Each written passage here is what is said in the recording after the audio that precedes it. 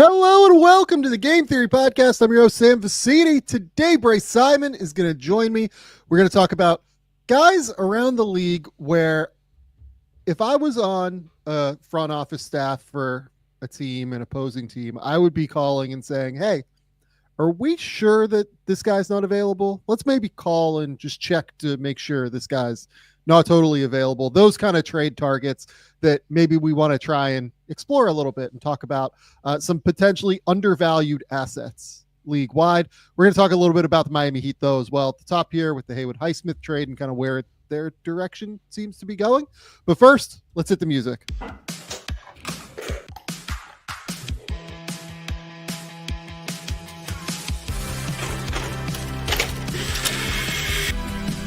They do have a timeout. Decide not to use it. Way downtown. Bang!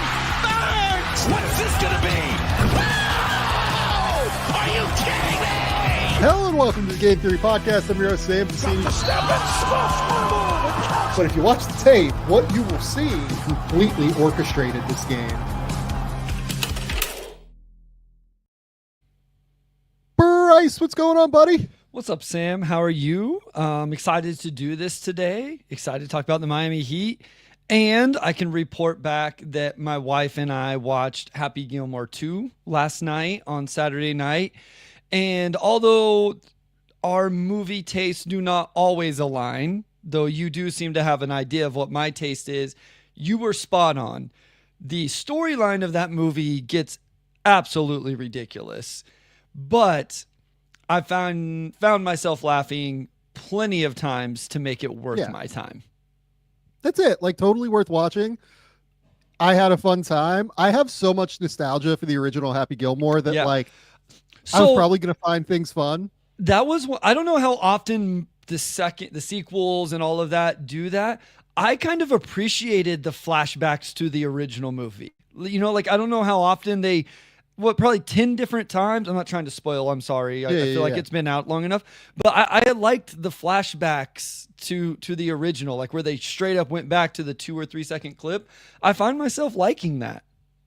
Well, yeah, I feel like part of it is too that like quite a few of the characters are passed away. Like the grandmother is no longer with us. Carl Weathers is no longer with us. So like if you want to involve them in any way in the project, like that's kind of how you have to do it. Yeah. So yeah, no, I had no problem with it. Like the thing that got annoying to me was just like there is an incessant barrage of cameos that like actually distract from the movie. I thought like it was just wild. Like you're trying to like follow a storyline and she's like, oh yeah, there's Travis Kelce. Oh yeah, there's, and part of it for me too is that like I know all of the golfers, like I know who they are. So you just start to see this, and this, and I'm like, oh yeah, like these guys are fucking great. Like we've got casting Will Zalatoris. You have no idea who that is, but the kid who plays his caddy in the original movie goes on to become like a PGA Tour player is very funny casting. Yeah, like genuinely hilarious casting. But yeah, no, fun movie. Glad I watched it. Really stupid. I watched 3 classics this weekend. Really all yesterday actually. I watched. Have you ever seen Small Soldiers? The one where like the toys come to life because they put military grade chips in them and they essentially develop like, intelligence because of it. I have not. Great movie. Okay. Like genuinely fun movie. Your kids are probably old enough to watch it now, I would say. It's like one of those ones where it's like on the borderline for some of your kids. I watched Toy Soldiers, which is a movie that is basically Die Hard in a prep school where Sean Astin plays like the Bruce Willis Die Hard role, and they're like trying to save the prep school from being taken over by terrorists because the prep school kids all have like very important fathers. Completely absurd movie. Had a blast. Okay. Great stupid movie. And then the last one I watched is Heathers, which I don't know if you've ever seen Heathers, but Heathers is just an iconic movie with some of the greatest lines that have ever been delivered, like in movie history. It's this 89, 90 movie with Winona Ryder and Christian Slater. And essentially kind of about like teenage suicide and about coming through like your own teenage angst and then like coming out on the other side and like what's important, but it like is being popular, just like having real friends important, like all of the, kind of tropes that you see in normal high school movies, and it's kind of sending those up a little bit. And it's just hysterically funny. Like there are so many hilarious lines, and then like there are so many like killings and stuff that it's really, really fun. I have a blast with Heathers. Truly one of my favorites. Oh for 3 on your movie choices yesterday for me. Yeah, I thought that going in the 90s might help you, but what can we do? Okay. Let's talk about the Miami Heat. So the Miami Heat have traded Haywood Highsmith and a 2032 second-round pick to the Brooklyn Nets for a protected 2026 second-round pick. Sources tell ESPN that second-round pick is, I think it's like the Nets pick, protected. 31 to 55. Yep. So no chance that is absolutely, like no chance that's coming through to them, right? So they essentially gave Haywood Highsmith to the Brooklyn Nets for nothing, right? Yep. This is a tax dump deal. I believe that Pat Riley was like pretty transparent in announcing the deal, that they were worried that they weren't going to be able to get under the tax if they didn't do a deal like this. Now, I find it hard to believe. I guess that like you could always be worried that Haywood Highsmith is going to get hurt, right? And that's always a factor. Mm-hmm. But Haywood Highsmith is actually a good NBA player. Mm-hmm. Like people have no idea probably who Haywood Highsmith is or whatever, right? It reminds me of like the Royce O'Neal trade where Windhorst is talking about like, well, they did this deal. And people probably don't even know who Royce O'Neal is. But Royce O'Neal got traded to the Brooklyn Nets. So what is going on in Utah? Like Haywood Highsmith is like kind of that guy in this era, I feel like. And he's actually like a great defender. Yeah. And has really improved as a shooter. And I just don't really understand thinking that you wouldn't be able to get off of this player at the deadline if necessary, because the contract's pretty cheap. It's like $6 million or whatever. Like it's not like he's making crazy dollars or anything. Good basketball player, 6 points, 3 rebounds, 46, 38, 72, and a genuinely awesome defensive basketball player. Maybe not like a starting quality player, but a guy that is at least like a very solid piece for a team. Like honestly, if we had been doing this idea prior to the Haywood Highsmith deal, like I probably would have put Haywood Highsmith on here.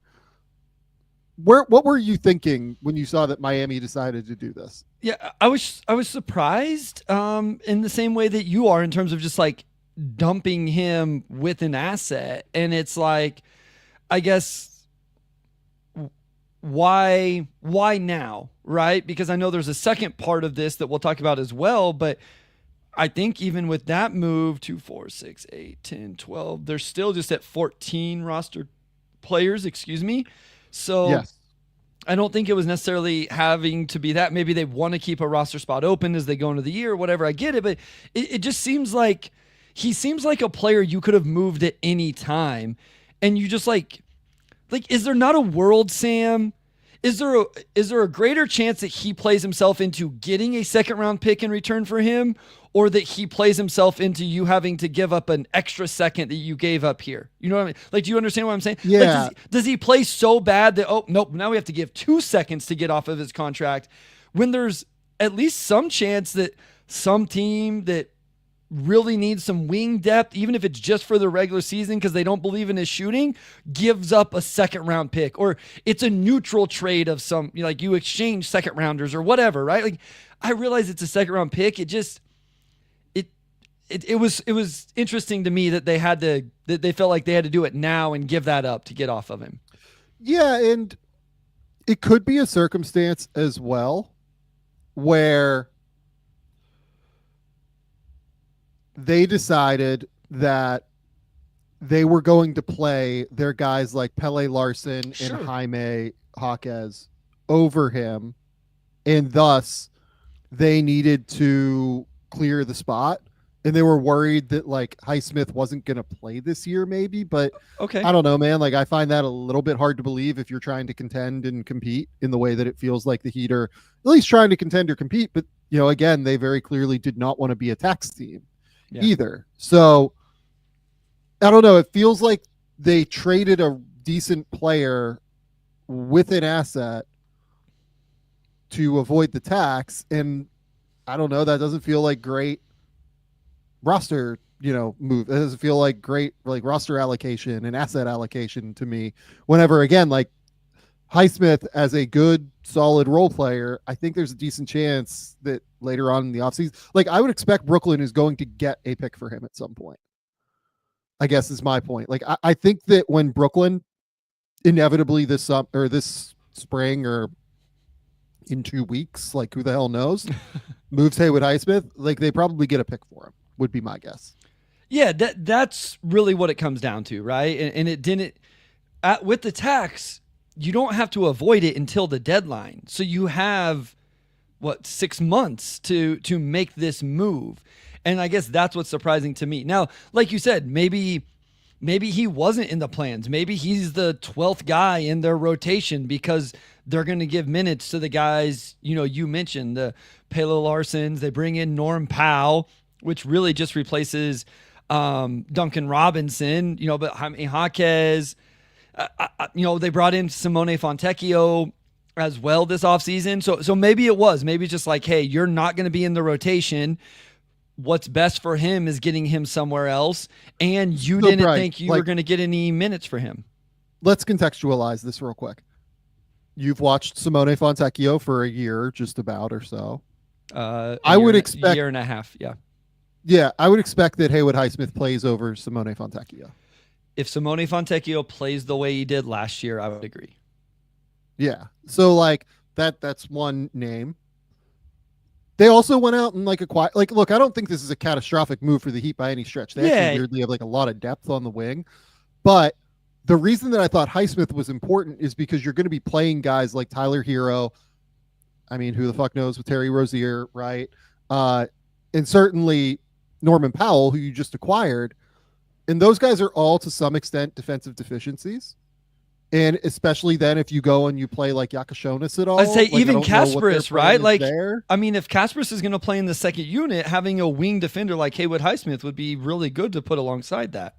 Right. And like you could say that this clears minutes for Pele Larson. And I would agree with that. Like, I think that this actually does clear minutes for Pele Larson, who based off of what we saw last year, I think looks like can be a decent rotation player at some point. Like certainly has a chance of that. Like I didn't put him in my 2024 redraft, but he was in the top 30 for sure. Like if I would have gone to 30 instead of 20, he would have 100% been in there. So this is already turning out to be like a positive pick for the Miami Heat, given they took him in the second round. I don't know, man. It just feels like they're tax avoiding, and I don't really fuck with teams that tax avoid. Even though I understand that in this era, given the aprons, you kind of have to on some level. But again, they have depth. They have Fontecchio. They have Pele Larson. They have Keyshawn Johnson, another guy that like I like and think is potentially a useful player at some point. Obviously, Nikola Jovic is going to play. Jovic is playing well for the national team right now in Eurobasket. Look, there obviously Wiggins is there too. So there are a lot of different things happening. They have a weird number of wings, including Hawkins, who I just didn't mention, that they have that they can play and they can do, different lineup constructions. They can go big, they can go small, across the wing, whatever you want to do. It just felt weird to me to give up a pick with Highsmith when I felt like if you play him for the first like month and a half of the year, the odds are like he'll probably shoot and he'll probably defend and somebody else will get hurt, like league wide. Another, wing will get hurt and you'll be able to probably get a pick for him. Yeah, I mean, giving up a second round is like not the end of the world. I'm not going to crush a team for that, but it did just seem interesting, weird, whatever, that they had to attach something to it. On the other side of it, like good business from the Nets. Like not only do you acquire the second round pick, you acquire a player that, makes sense for them when you look at their roster, like we've consistently joked about all of the on-ball point guards on this team. When you talk about all the wings Miami has, Sam, when you look through the Brooklyn roster, not quite the same setup. So adding a defensive-minded wing that maybe can knock down, catch, and shoot on an expiring, bring that team into that roster, let him take defensive matchups, let him play well for 2 or 3 months. And like you said, like you flip him for another second-round pick. Great. You just got 2 second-round picks to trade out a second-round pick that's not going to convey, most likely, and 2 good months of Haywood Highsmith or whatever it is, right? So I think this is good. A Brooklyn offseason that hasn't got a lot of praise, mostly because of their draft and whatever's going on with Cam Thomas. I thought this was good business by the Nets. Totally agree. I mean, you go out and you get him and Terrence Mann in the offseason. Both of those guys are good developmental guys to like help your younger players because they can both take on those tough defensive assignments. They'll probably get a pick for Highsmith, I would guess, at the deadline. Cheap contract, good defender, rotation player. Someone will need depth after injuries. I would guess that somebody ends up giving them a pick. The thing that Nets fans probably won't want to hear is that I would guess he will play like for the first 3 months of the year or whatever, just because they will need somebody to take defensive assignments away from some of their younger guys. So like I would expect he plays over your Serafs, he's probably better than Drake Powell right now. So do you let him kind of take that role for Drake Powell? Honestly, I think he's probably better than Terrence Mann right now, even. Maybe not as complete a player. Terrence can dribble a little bit and can pass a little bit, but Highsmith can shoot. I think he's a little bit better and more physical defensively. Well, and you're not trading that man contract this year anyway. Like that has too many years on it and it's too much more money. It's quite a bit more money on that deal, almost 3 times as much just per year. Haywood Highsmith on $5.5 million on an expiring. Like it just makes so much sense for him to be in their starting lineup and play. To help the young guys, let them work into it, and then drum up some trade value for him. Okay, final point of discussion here on the Heat. Just wanted to bring up 2 factors. So, first, Barry Jackson over in Florida brought up this idea that, look, Barry Jackson's been covering the Miami Heat for, maybe 30 years at this point. This was the first example this decade of the Heat clearly worsening their roster for financial reasons, while also noting that, he understands them wanting to get out of the tax, right? Basically, like Pat Riley said that they wanted to get out of the tax and that they were worried that they would not be able to do so. So they did this deal now and made sure that they're not going to have to worry about it down the road, right? I get it. I just think you always have more time to do it than what you think. Like your, worst case scenarios, you have to give up a pick. I don't think that this changes. Like I think somebody takes Haywood Highsmith's $5 million or $5.6 million at the deadline for a second round pick, regardless. Yeah. So your upside is that he plays well and you don't have to give up a pick, in my opinion. Yeah. So that part of it is whatever, but the piece of it that is interesting is that like this does showcase a bit of a different mentality from the Heat. I think it's smart to avoid the repeater tax as they, potentially look to get into the world where they're star hunting again. So get out of the repeater tax now and, try and set yourselves up to be able to really take a run at it in the future. The big decision that's coming for them is, do you extend Tyler Hero or not?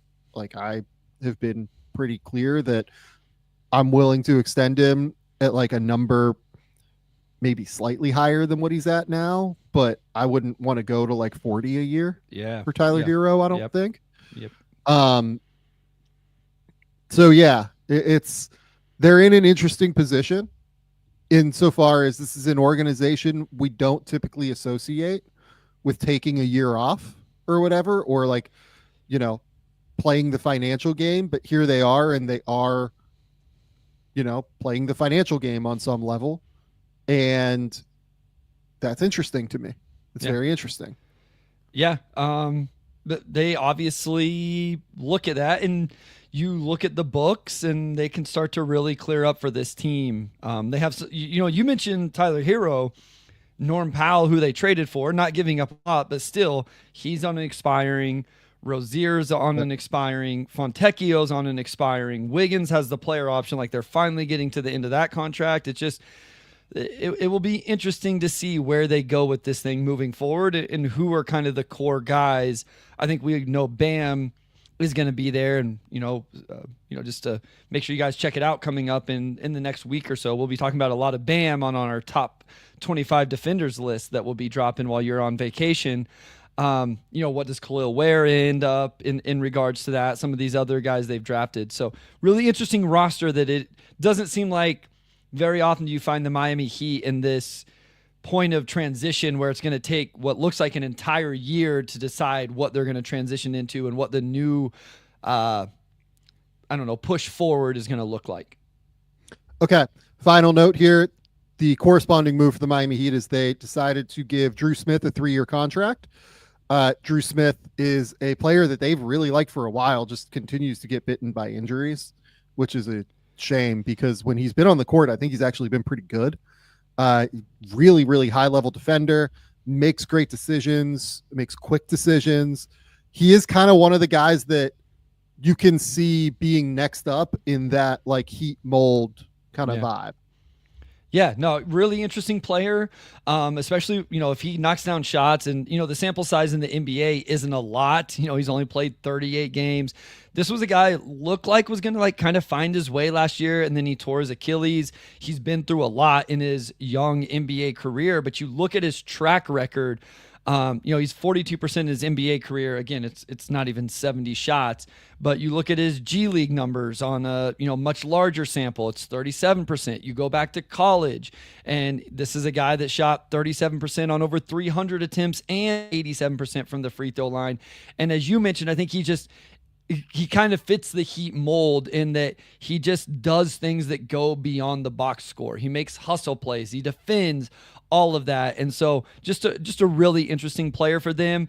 I'm kind of fascinated to see how that guard room shakes out for them. Obviously, Hero's going to play. You mentioned what's going on with Rozier. They gave Davion Mitchell a real contract. Kasparis they drafted, so it'd be interesting to see where he ends up kind of in the hierarchy of that in terms of playing time. Yeah, totally. I mean, I think he's probably more ready to play than Kasparis in the NBA, to be honest. Sure. But yeah.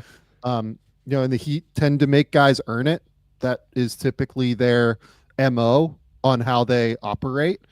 And we'll see what happens there. But Drew Smith's an amazing, amazing story.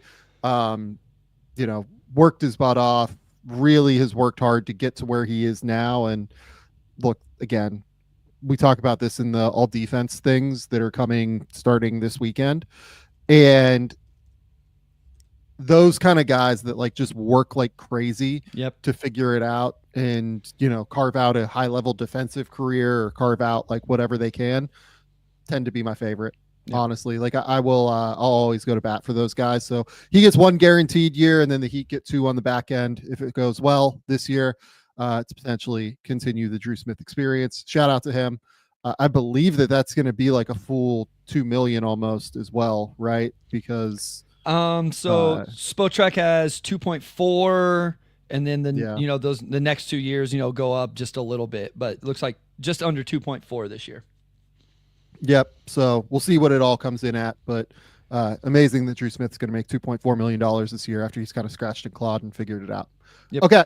Before we move on, we're going to shout out our friends over at Square.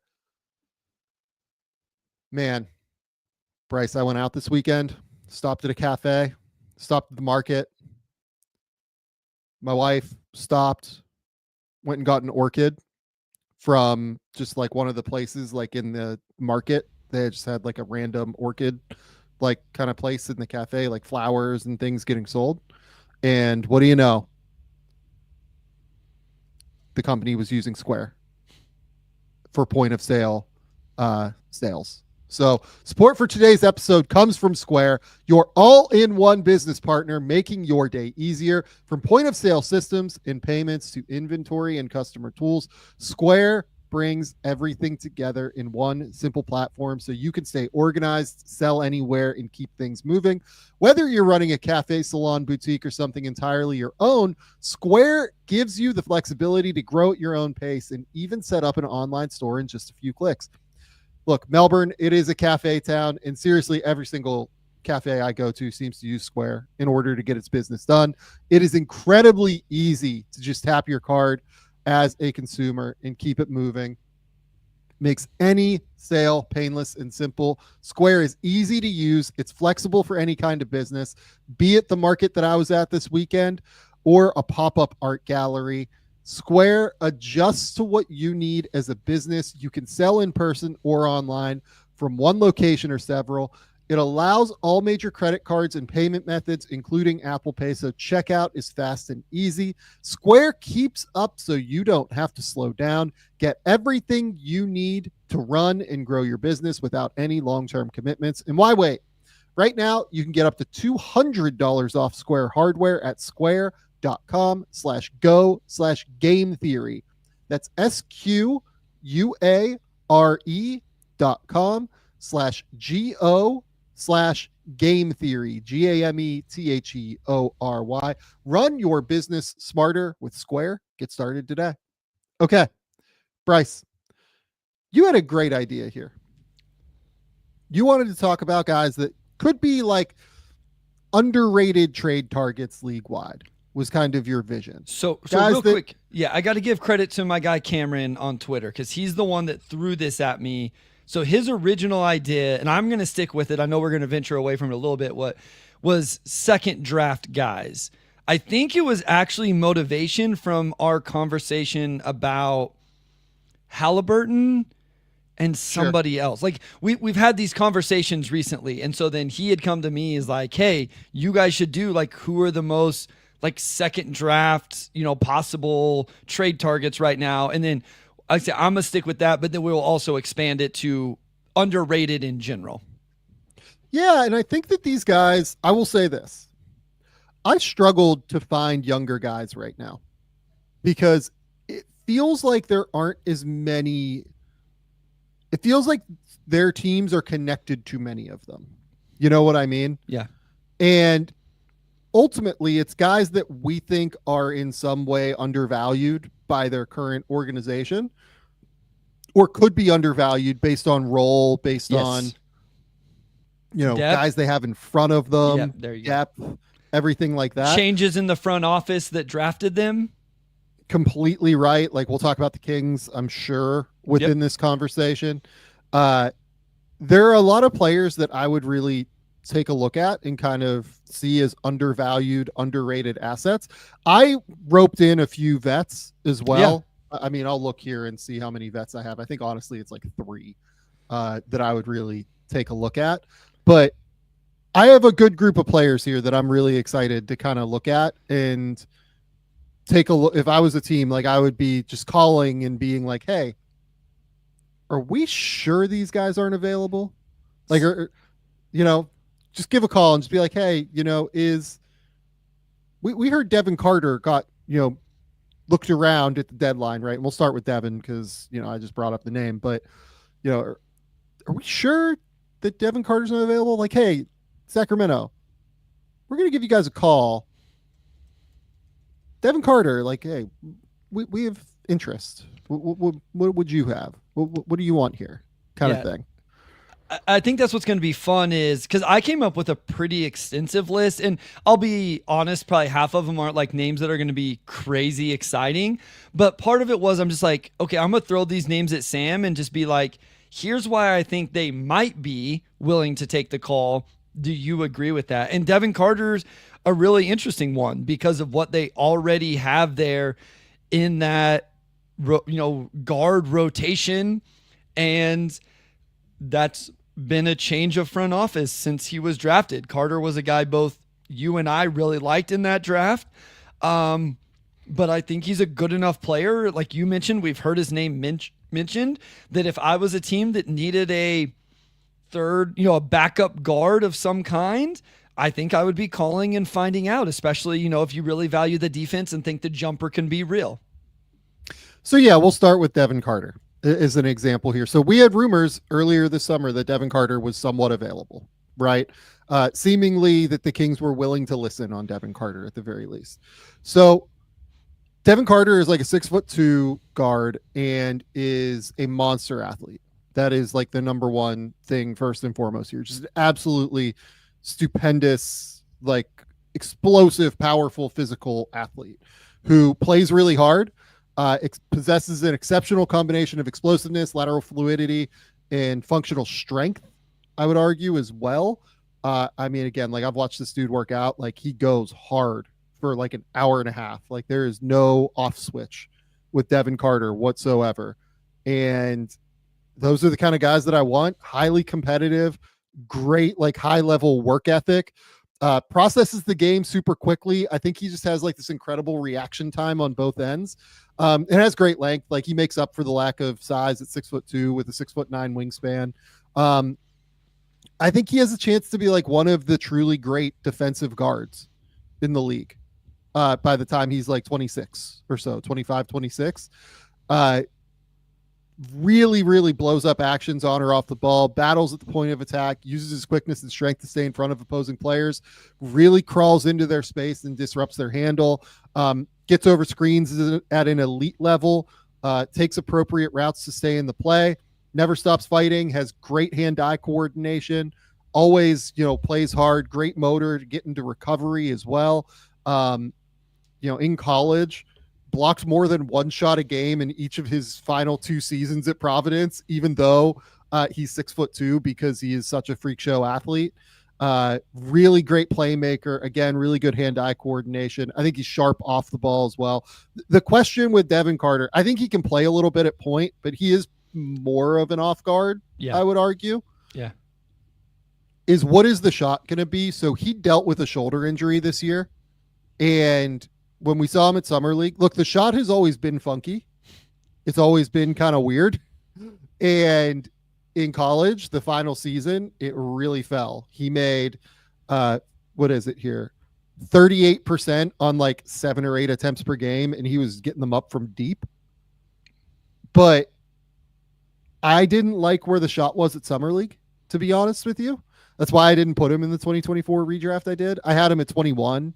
But a guy that like I still think of as a first round pick and a guy that I would really like in my organization because I completely buy the competitiveness and the aggression and the toughness and the physicality. I think Devin Carter's a winner.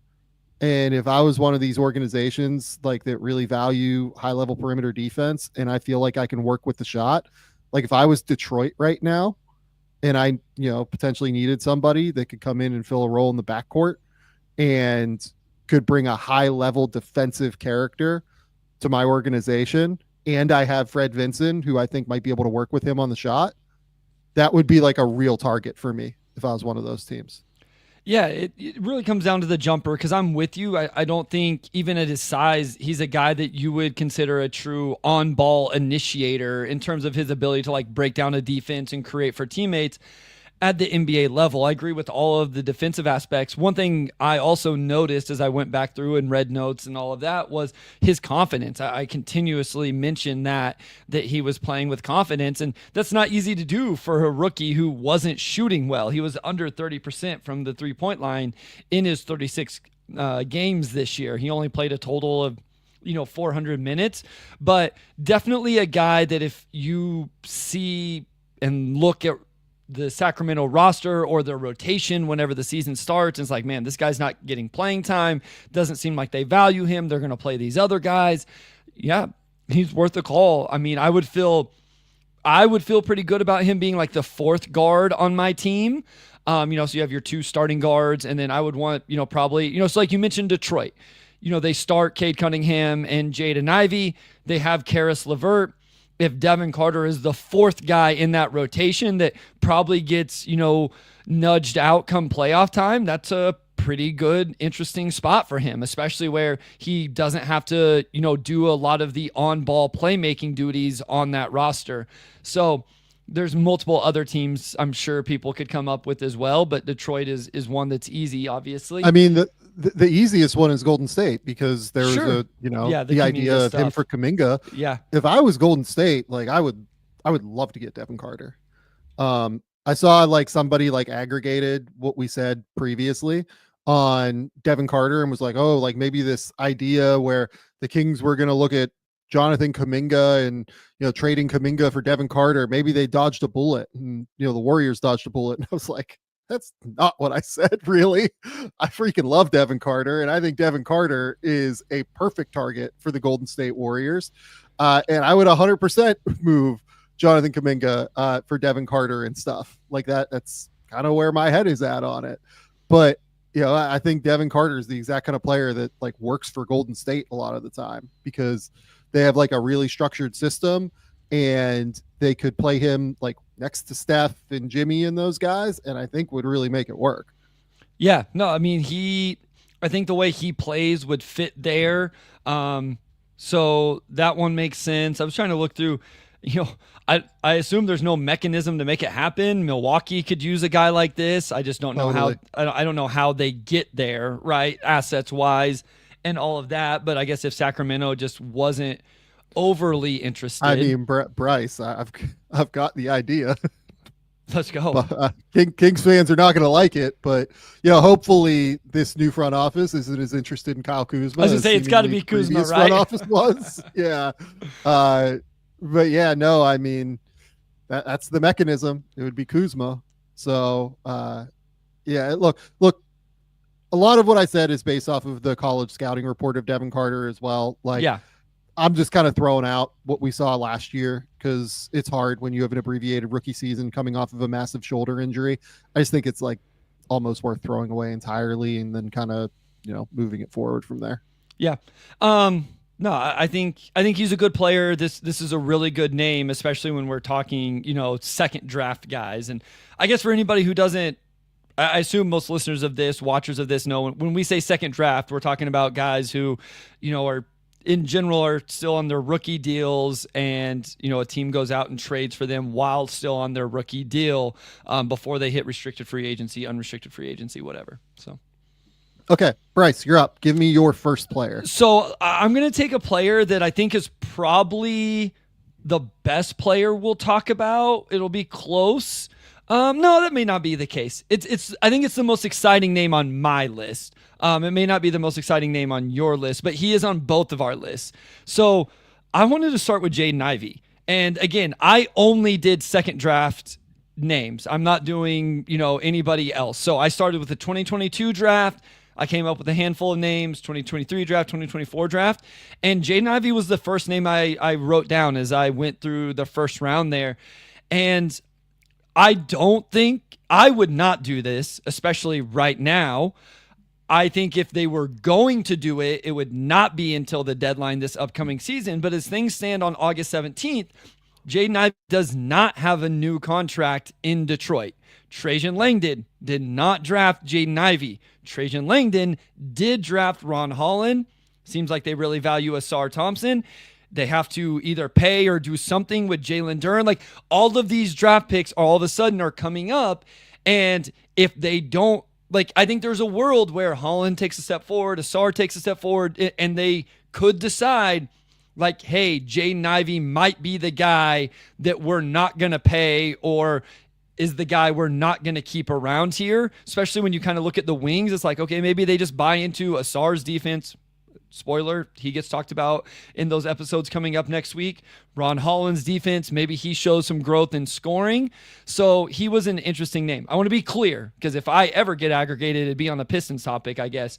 I'm not saying I would do this, and I definitely wouldn't do it until the deadline. And I have no sources with the Pistons organization, so I have no clue where their minds are at. But it was one of the first names that popped up from that class.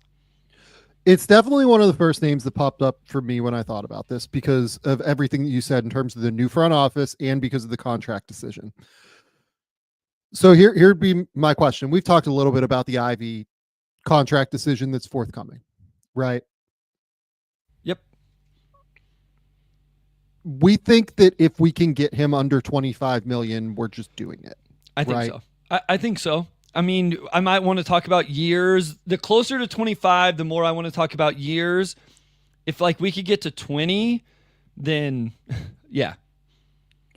Yeah. So let's say that it's under, let's say 24 and under. Okay. So per year. Yep. We're willing to extend him, right? Sure.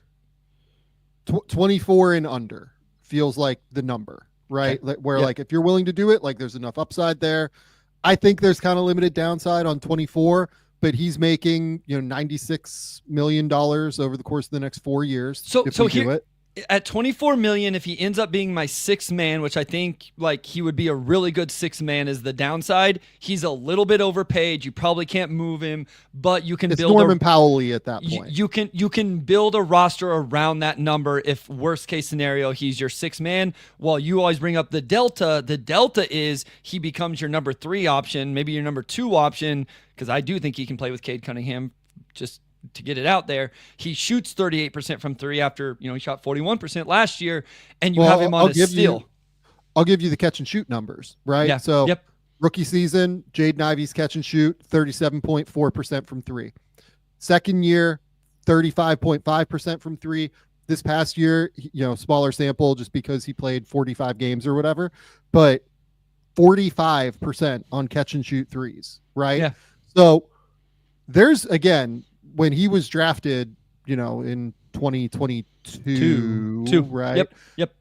There was all this question of, can he play with Cade? Can he play with Cade? And my idea, as we've talked about for years, is yes. Like, I think this is exactly what Jaden Ivey should, be hoping for, is to be able to play with Cade. Like, this makes perfect sense, because I think at some point he's going to shoot off the catch, and then he gets to be able to play downhill, attacking closeouts, getting bent defenses and using his athleticism to like really get into the paint. Right.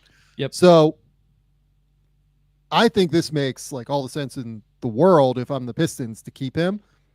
But I will say this is an organization now that has like a very defensive mindset. It feels like that's it. Sam, right there. Yes. And while I think that, okay, maybe I'll say this. I think that I thought Jaden would be farther along on that end than Agreed. where he is shown to be so far. That's very fair. Maybe that's not fair to him, but developmentally, I kind of thought that he would be a little bit further along than where he is shown to be so far. And he's, consistently just gets like a little bit lost, and he is not quite as impactful on the ball as what I thought he would be with his physicality and his strength and his explosiveness. I think that it's hard to say that he should just focus on that when, he needs to continue to focus on, making passing reads on those drives off of closeouts. I think he's still, I think that he got way better as a rookie and sophomore when he was asked to play more on the ball at slowing down and making like pick and roll decisions. But I think that you could still continue to improve there as well. So like focusing on defense isn't the sexiest thing in the world, but I think that it would really help, Here's the other thing. People will like go look at the Pistons plus minus and how much better they were when J.I. left and all that. And I will just listen, it may prove to J.I. is not the answer. He's not that good. They need to trade him, whatever. I will just say this. He got more messed up by the year of Monty Williams than anybody on that roster. Completely agree. Monty Williams sat his ass on the bench for Killian Hayes, who's no longer in the NBA. And I always bring this up with what did we see down the stretch from Jalen Duren, Sam Vecenie? The best defense of Jalen Duren's career down the stretch of the regular season and into the playoffs. And it's not a guarantee that Jaden Ivey was going to be that good last year under JB, but it wasn't going to happen. In the first 25 of the games of the season, I was calling for Jalen Duren to get benched because he was playing so poor on the defensive end. And then he got better. J.I. didn't get that. He got 30 games, broke his leg. He didn't get the full season that some of these other guys. So all I'm saying is we haven't saw the full extent of him playing for a coach in an organization that is doing things the right way. We talk about Cade Cunningham and getting spacing around him. How about Jaden Ivey with spacing around him? Because he's never played with that either in his NBA career. So I do think there's real chance that I agree wholeheartedly on the defensive end, though. Like, he's got to be better there because that does seem to be an identity. And he's surrounded by Cade Cunningham, who I think is a little better than neutral defensively. Holland will be better than that. Asar's a top 25 defender in the league. Isaiah Stewart's a top 35 defender in the league at worst, and Jalen Duren is slowly getting better. J.I., he's got to at least get to neutral, Sam. He has to at least get to neutral this year. Well, the other point I want to bring up in regard to like, the plus minus numbers and they were better without him is that if you look at, so when the Pistons season turned was right around Christmas, right? Which is right around when he got hurt, right? But he played, I would argue, in the first 5 games of that turn. Yeah. Right. So there was a win in Phoenix, a win in LA against the Lakers, a win in Sacramento against the Kings, a loss that was like fairly competitive in Denver against the Nuggets, and then a win against Orlando, where he started all 5 of those games. He played 30 minutes per game in those games and was quite good. He averaged 19.2 points, 4 rebounds, 3 assists, shot 60, 60, 75, and it is the smallest sample. Those 5 games are the smallest sample in the world. But I just say that, like, I think that the Pistons season was turning. Yeah. No matter if he was there or, like, even with him leaving, right? Yeah. Maybe if he's there, it's even better. Yeah. And it turned like they beat the Knicks or whatever, right? But I think that like the JB Bickerstaff stuff, the defensive infrastructure, everything that went into those first couple months of building, I think had kind of started to really turn the corner. And it would have happened if Jaden was there. So I just want to like bring that up when people bring up the plus minus and the on off stuff. I think that that's like really, really kind of unfair to some extent, because I think that their season was turning regardless. Yeah. And listen, this is why I want to see 50 games of J.I. because we have not seen J.I. with Cade and Asar and Jalen Duren. We haven't seen all of these guys. With that said, he still made my list here because Trajan didn't draft him. And there's a world where if Ron Holland comes back and all of a sudden what we saw at Summer League transitions into his second year in the NBA and he's really scoring the basketball and those guys start to provide, the shot looks better and all of that. And I don't know what J.I. is asking. Maybe they don't want to pay what he's asking. Again, you got to pay Jalen Duren as well. Then Asar is going to really ask for a bag if he is who we think he's going to be this next season. So if I'm other teams, I'm calling and being like, hey, you got these other wings, you got these other young guys you got to pay.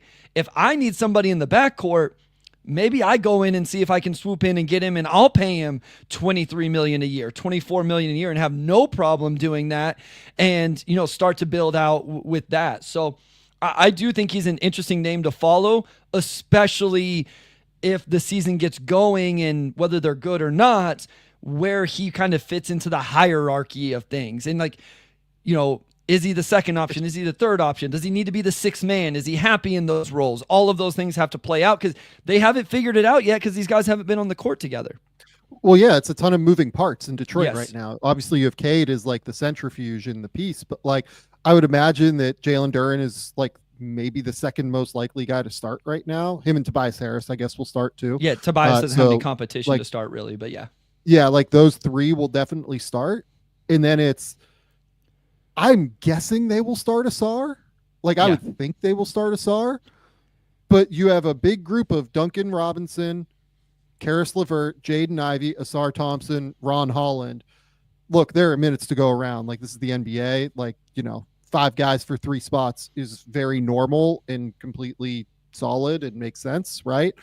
But how that shakes out is going to be really interesting to me.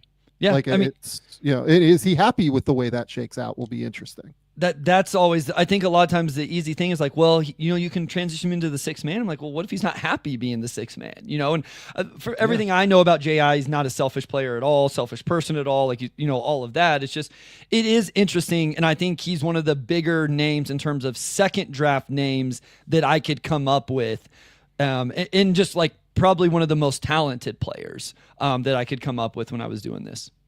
Yep. Okay. I'm going to go a little bit off of, no, I won't go off the beaten path here. I will name another younger guy that I find interesting, at least, and another guy that is extension eligible this year. Okay.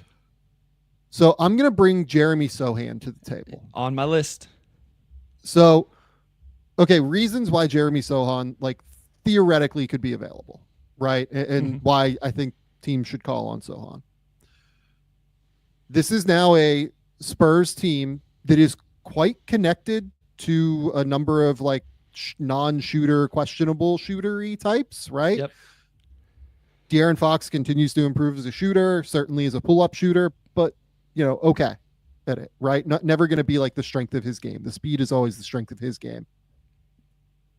Certainly Steph Castle has questions as a shooter, and Steph Castle is better than Sochan. Honestly, I think we're just kind of at that point from a skill level perspective and everything that goes into it. Dylan Harper, we have some questions on as a shooter at the very least. I think that's like a reasonable thing to say. Yeah. The pull-up shot, particularly for a guy that's going to play on the ball a decent amount of the time, made 37% of his catch and shoot threes at Rutgers this year, but there remain some questions, especially early in his career, on what the shot will be. Finally, they've drafted Carter Bryant, and like Carter Bryant is probably going to take some time to shoot it. I think he will shoot it at some point, but beyond that, Carter Bryant plays very similarly defensively to the role that Sochan does. You can argue that Sochan like can go up the lineup a little bit easier defensively, and I think I would agree with that. But if I'm the Spurs, I might be looking at this going, well, okay, Carter Bryant can do a lot of what Sochan does already. I don't know if I want to really, pay Jeremy Sochan, $18 to $22 million a year or whatever it's going to take, whenever I can kind of keep flexible. And I have, a few of these younger guys already from, my machinations drafting to be able to go out and just be like, all right, like we got some dudes here. We're in a pretty good spot in terms of where we're at. So like, why would maybe we look to move Sochan for more future capital so that we can keep replenishing, right? Yeah. Yep. No, I mean, he was one of the next names on my list, especially from that draft class. And, I had a column of like why, and it was my short, but lack of floor spacing with other young players, and I think, a good friend told me, my pushback always with a guy like this is like, well, if you have a floor spacing big next to him, you can play him. It's okay, right? And the pushback was, well, yeah, but then didn't you kind of take away the advantage that floor spacing big is giving you whenever you put a non-floor spacer at the 4 or the 3 or whatever? And it's like, that kind of hit me like, yes, it makes it available to play a Jeremy Sochan, but it takes away the ultimate advantage that the floor spacing Victor Wembanyama gives you when you put a complete non-floor spacer out there, or at least somebody that gets guarded like a non-floor spacer like Sochan is going to get guarded like, at least right now. I love his defense. I think he can be really impactful on that end. I think he finds ways to get paint touches. He can do a little bit off the bounce. They tried the whole point Sochan thing. Didn't work. We know that isn't a thing, but I think he's a good cutter. All of those things. I think he's a good NBA player, but it does make you wonder with the shooting question marks, the Carter Bryant involved now, not maybe wanting to pay him. Is there maybe a move that could be made if there's a team out there that it still is going to have to be a team that has a floor spacing big, right? Like, or maybe you utilize him in a really creative way in a second unit or something like that. But he would definitely be a name that would be on my list of, hey, did they decide to go and do something here because he's not as much in the future plans as maybe a year or two ago? So my vision for Sochan was always, can he be like this coming generation's Aaron Gordon? Right. That was always kind of what my hope was, like bigger physical wing who can actually guard wings, but also can guard up the lineup because he's quite strong and quite long in terms of his wingspan and everything. Being able to kind of deal with those physical, bigger bodies. Right. Yeah. So if you're a team that needs to match up with those guys, right, I think Sochan's like kind of an incredible guy to go target because he is someone that is skilled as he is. Now, like, again, this is where you have to be very specific if you're the team that's targeting him, right? Mhm. Like, it has to be a team that like knows how to space the court, that really understands like, you know, perimeter spacing from the big position and everything like that. I kind of love the idea of him in Memphis, honestly. Like, I Okay. think that would be like a really, really fun vibe. If you think Edey has a chance to shoot at all, and then obviously already have Jaren, I think you could play him with Jaren at the 4-5. I think that like if Edey ever shoots, you theoretically could make something like that work.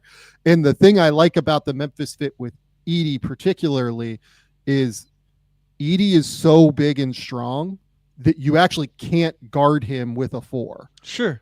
Like, you can't really get away with what you're talking about in terms of like the pre-switch Switching, idea Yeah. where, okay, we're just going to guard the 4 for the 5 and, you know, do all that stuff, right? I think that would actually be really difficult to do with Edey on the court with Sochan. So you're almost always going to have to guard Sochan with the 4, and you're never going to be able to just like have a 5 camp out as a help man in the rim, at the rim. So then the Gordon one is interesting. Obviously, Gordon's a better 3-point shooter. I was just looking even at corner threes, and Gordon's at 35% for his career. Sochan's still at 28.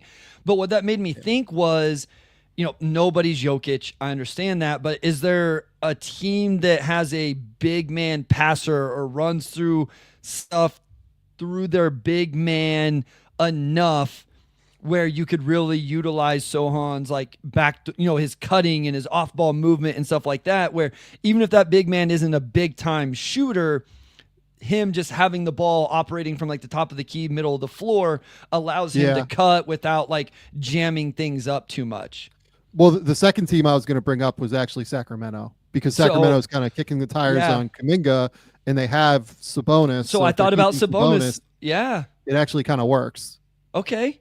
And so here's what I would kind of be interesting with that is now he takes those defensive matchups that I don't want Keegan Murray to have to take all the time. You have Keegan spacing the floor. You have other guys that can space the floor a little bit. That's kind of interesting depending on what they do with some of their other guys. Yeah, like, okay, interesting one. Yeah. And I mean, like, look, Oklahoma City wants to play 5 out. So, like, I don't know that it totally tracks. But, and, you know, they're just not going to pay somebody like this, I don't think. Like, their financial situation is going to get too onerous. But I think that there's, like, some interesting pieces there.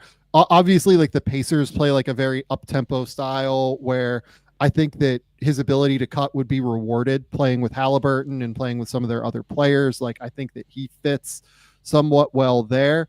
Yeah, like, I mean, contract wise for Sochan too, like, I have no idea what the number is going to be. Yeah. Like, this was one when we're going to do, you know, extension previews probably after I get back from vacation, somewhere in like the mid-September window.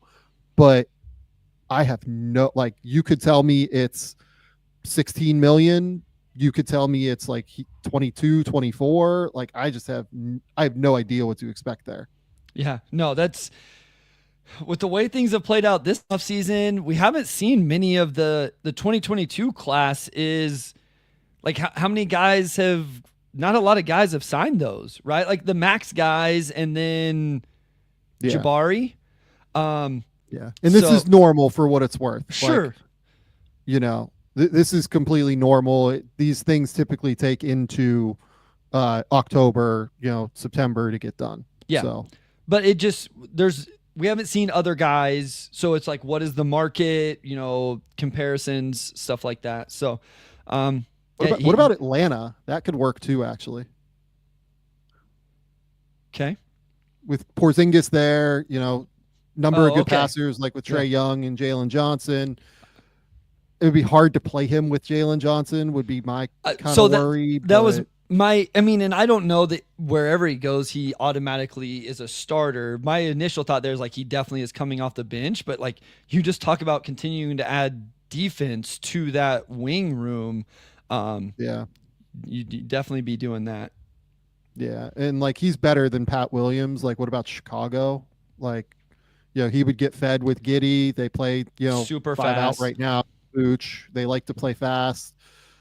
I think that they're, I think there's a fit there in some respects. So like there are teams that I think could really value him, but again, like my vision is, can he be like an Aaron Gordon-y type that plays for a good team and then like really helps them elevate to the next level kind of thing? He's not as good as Gordon. Like I think people, look at Aaron Gordon and his numbers, in Orlando and kind of look some type of way at them. But, Aaron was quite good pretty quickly in Orlando. Yeah.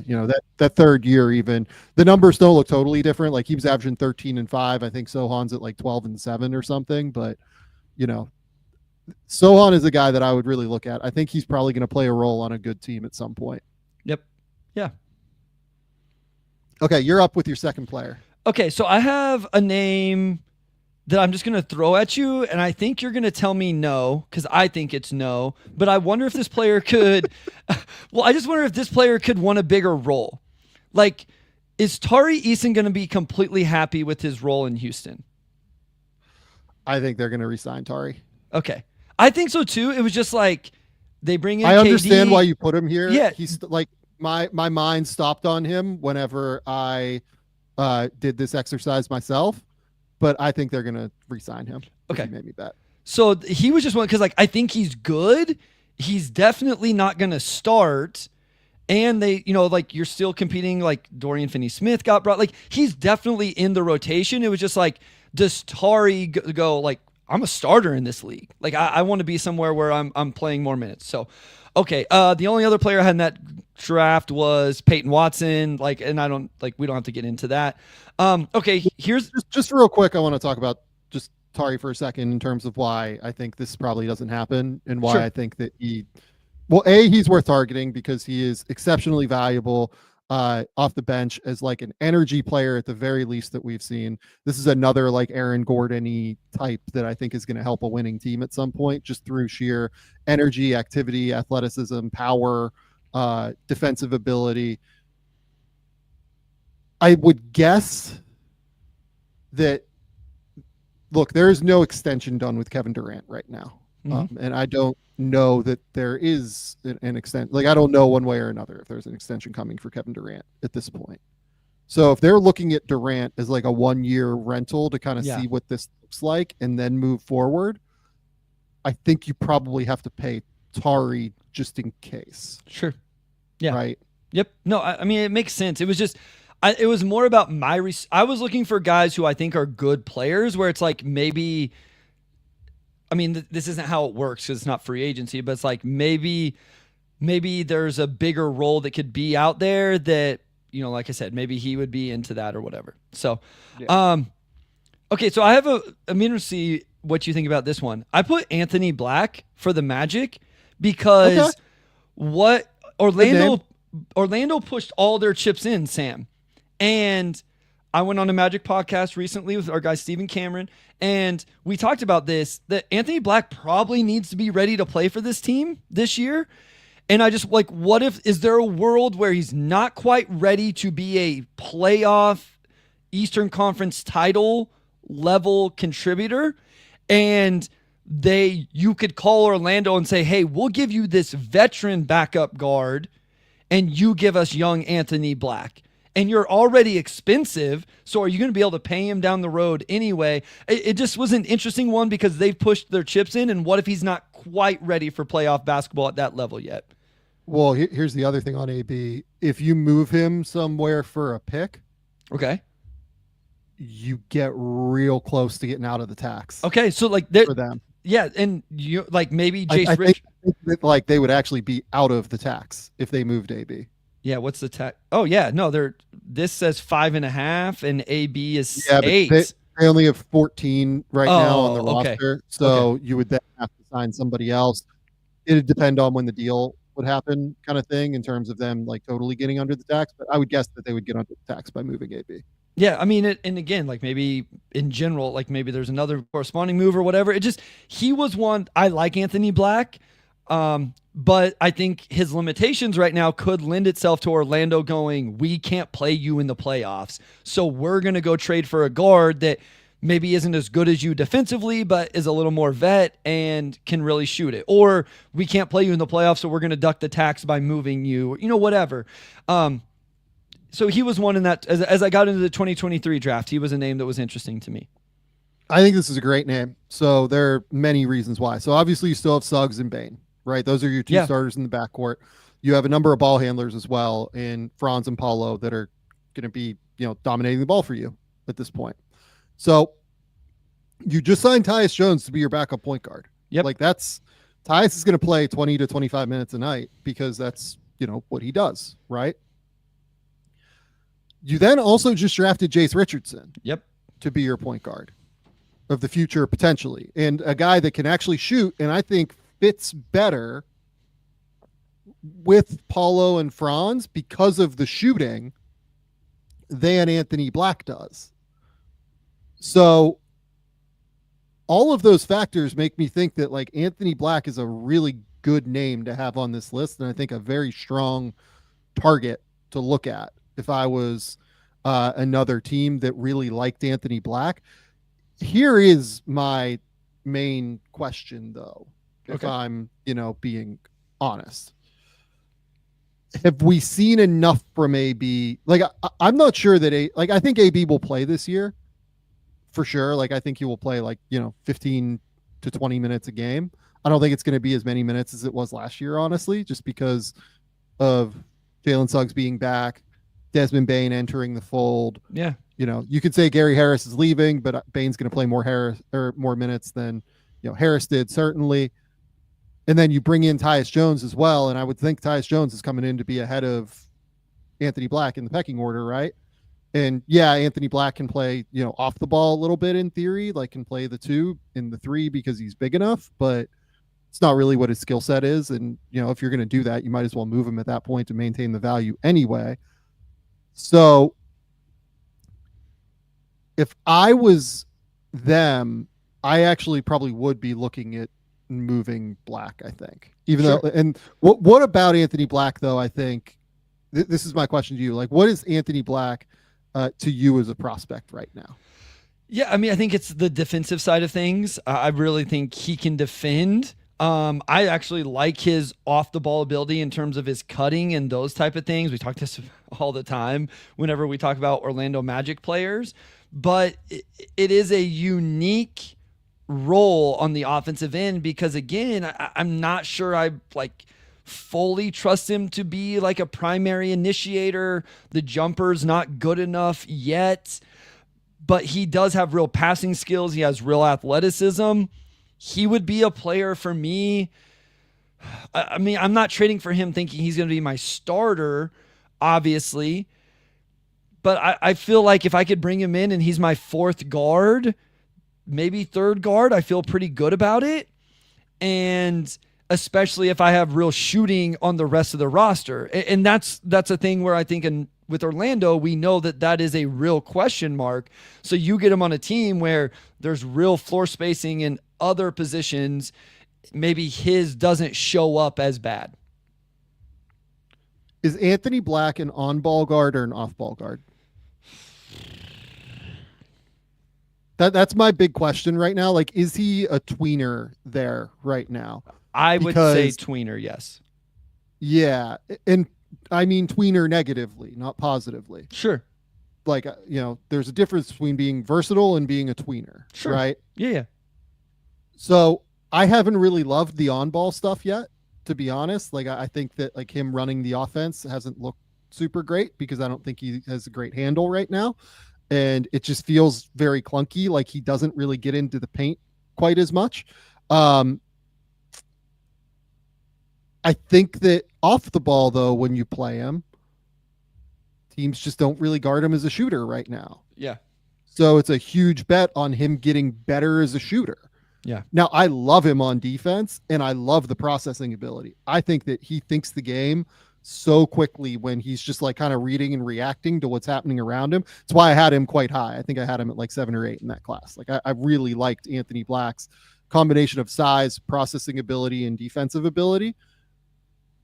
I just wonder if he's like a little bit in between and might end up being like, more of a wing that can't shoot and just has to get by with like processing.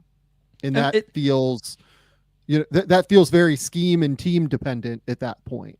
This is an archetype we've fallen into this conversation a lot with, right? This is the Jaeger conversation, right? Like everybody, Totally. Talks about, well, if he can't make it on the ball, he has enough size to go play the wing. And the difference here is Anthony Black is just way better than Jaeger is defensively, but it's the same on the offensive end. It's the same idea of these jumbo initiators or big initiators. Like, okay, if they don't have enough on-ball juice, we'll just have them go play off the ball. And even though they're processing, and I do think this is true with Anthony Black, does lend itself to being good off-the-ball movers and cutters, because I do think he does that, and he has the athleticism to finish. The three-point shooting, specifically catch and shoot, relocation, all of that has to hit a certain threshold for everything else to kind of matter. Yeah, I completely agree with that. So like here'd be my next question. Like, what teams can take this flyer? So that's right? what I was like. Yeah. And like, is Orlando, I mean, part of the reason you do this if you're Orlando is you look to get like flexibility and potential movement ability back with your draft picks after trading a lot of them for Desmond Bane, right? So like, could you get a first round pick back for Anthony Black?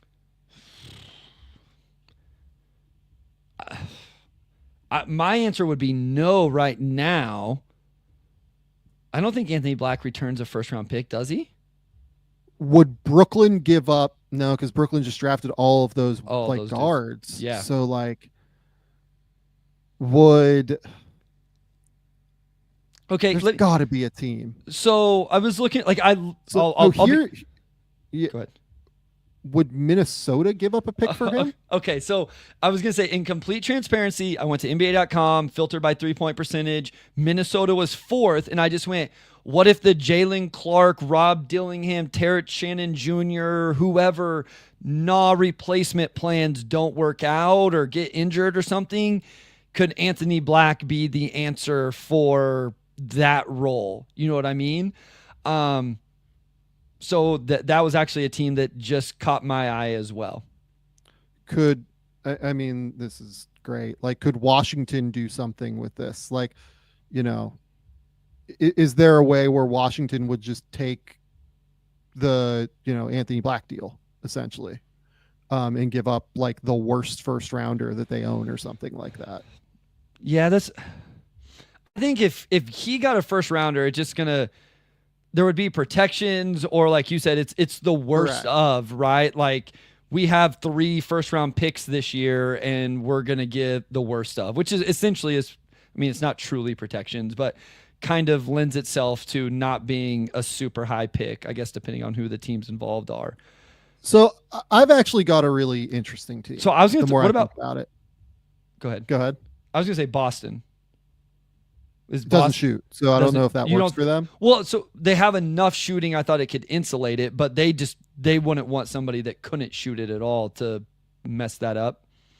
Well, my idea was Philly next to Tyrese Maxey and Jared McCain. Like, it gives you 2 guys to like really play with him, where he can like maybe share the load offensively a little bit, and then also be the primary defender to take on all of the tough assignments for those guys, and like help them move the ball and distribute in the way that they need to. That actually might be like, Philly could take a look at this, I think. And like, you got really athletic all of a sudden with the draft of VJ Edgecombe, and then if you brought in somebody like Anthony Black, and he's big enough to where you can play 3 of those guys. Like, you could play, Black and Edgecombe and Maxey, Jared McCain or something like that, right? Yeah, or Maxey, right? Certainly Maxey. Yeah, Anthony Black is able to defensive. Like, I always think about this defensively. Do you have the guys to go guard who you need to on the defensive end? He can go guard 3s for sure. Right. I mean, like, is there a deal where like you would give up something for this? Like, it's just hard because, I mean, I don't. Like, maybe this would be an option that you do instead of Grimes. Like, maybe it's like, if the Grimes thing comes to a head and he's like, I'm taking the qualifying offer, like, could you do something like you know, man, it's hard to like, could you like basically get what you get for Grimes and turn around and trade it somewhere else kind of thing? Sure. Yeah. Like, is there something like that? Yeah. I don't know. I like the idea of him there, but like, I just don't know that they need him because if they're going to re-sign Grimes. Correct. Yeah. As we were talking through that was my thought as well, is like, this sounds more like a Quentin Grimes replacement, because however that plays out, than it is add him to all of Grimes, Maxey, VJ, and McCain. Yeah. The Warriors? Quick ball movement. Yeah.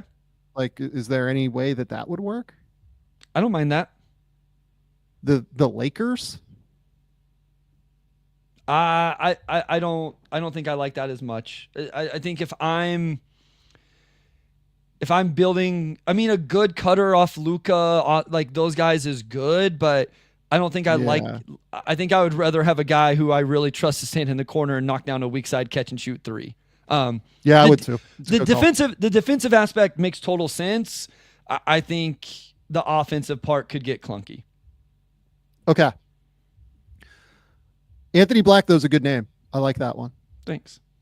So I'll go a little bit off the beaten path here. Let's do it. And you mentioned that there was nobody in the 2022 draft that you had. Then we moved to 2023. I'm going to move already to 2024. Let's go. Based off of what we saw from Oso Ighodaro at Summer League, I think he's just good. Sam, he's on my list. He's on my list.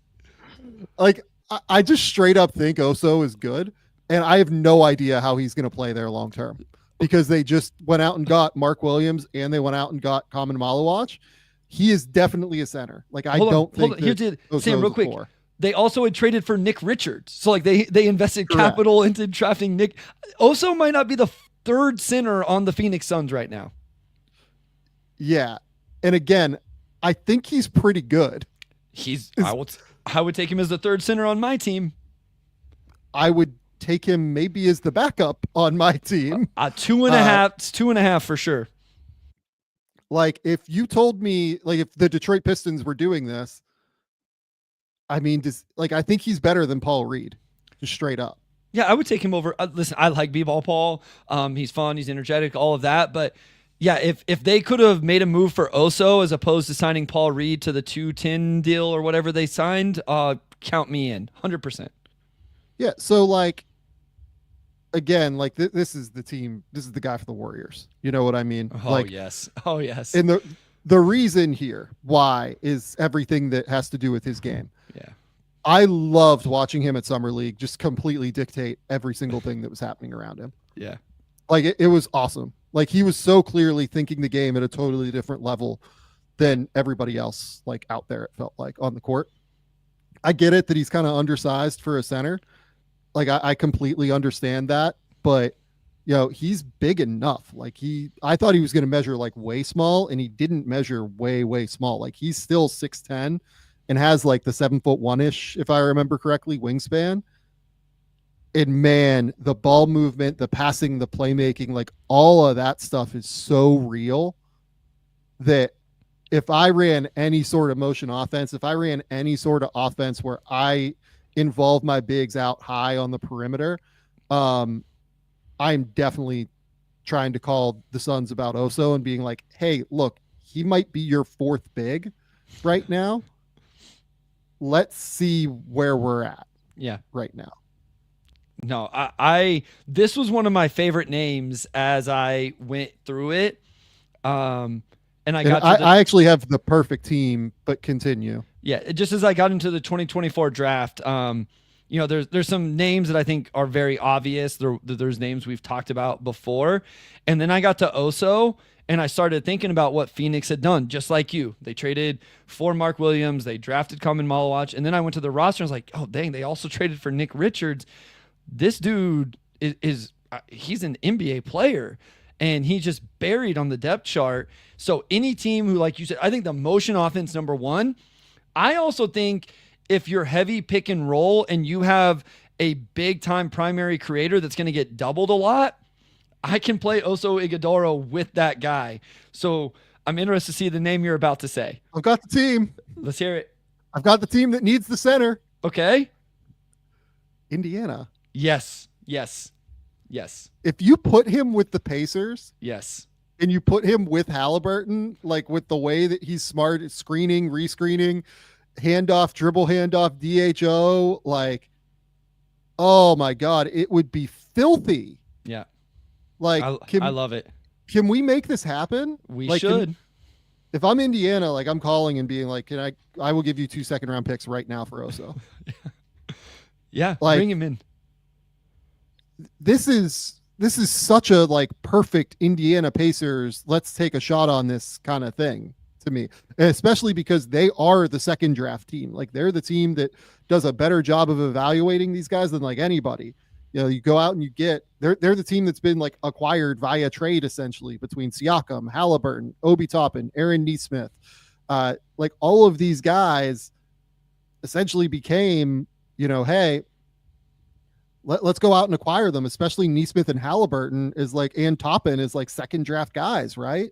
Yeah. This is, I mean, man, like if we could get him to Indiana right now, like sign me up. That'd be amazing. And I would move like, I mean, like if I was them, I would easily give up like one of Furphy or Cam Jones and like 2, like, or at least 1 second round pick or something. So the Suns would be getting, you know, plus value on where they ended up taking Oso, even though he's their 4th center right now.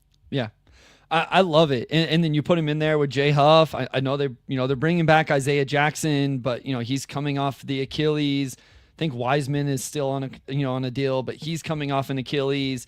This is the year to do it if you're the Pacers as well.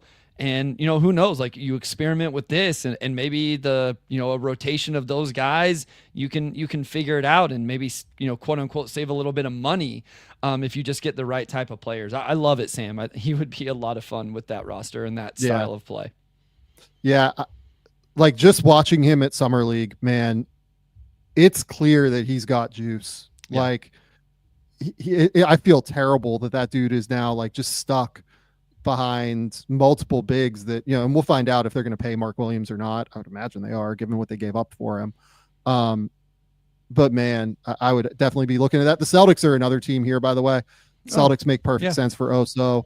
The Warriors make perfect sense for Oso. Like 3 teams, like immediately I can point to where I'm like, if I am them, I'm giving up like multiple second round picks right now and trying to get him.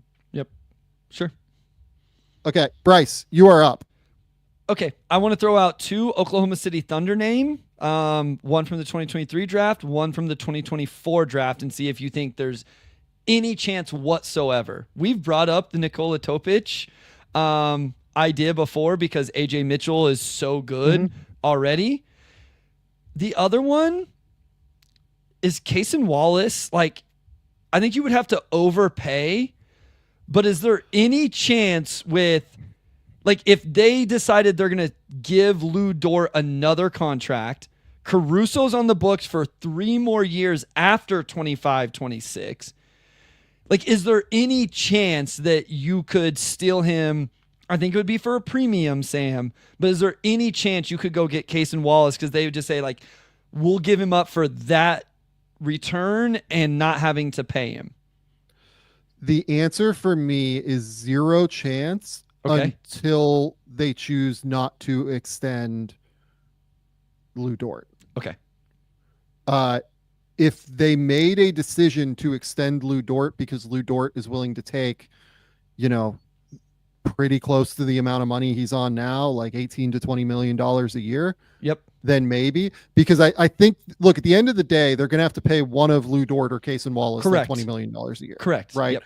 So it's just, okay, do we want to pay Lou or do we want to pay Cason? And if they decide, okay, Lou took this deal now at 20 million, and we're worried Cason's going to cost 30 if he goes to the market or whatever, then, you know, we're going to do the Lou Dort deal now. If that was to happen and they, for some reason, were able to get Lou Dort on like a sweetheart contract, which again, if I'm Lou Dort, I'm thinking that I can go out into the marketplace and probably get 25 a year. Yeah. Based off of, the fact that he is one of the best on-ball defenders in the league, just made first team all defense. Consistently now, the last 2 years has made 40% from 3 on 5 attempts per game. If I was him, I would be thinking I'm probably there. But, there is incentive for Lu Dort too to potentially do an extension and cancel out that team option year if they're willing to give him, 23, 24 and up that number by 5 million. Like, there are so many different incentives in the Dort situation that's like a whole other conversation. Maybe if we do like veteran extension candidates down the road as an extension conversation. I think there's no way they trade Cason Wallace right now. Yeah. So I would say right now there's no way they trade him. When does this, is it next offseason? Like next offseason, though, I think it would be next offseason where it would even be a slight consideration based on what happens with Dort. So to me, I think next offseason, and that's why I brought it up. I think in totality, teams have to start calling Oklahoma City at a certain point and going, what are you doing with Dort? What are you doing with Cason? What are you doing with AJ? What are you doing with Topic? Right? Like, you're not keeping all of them.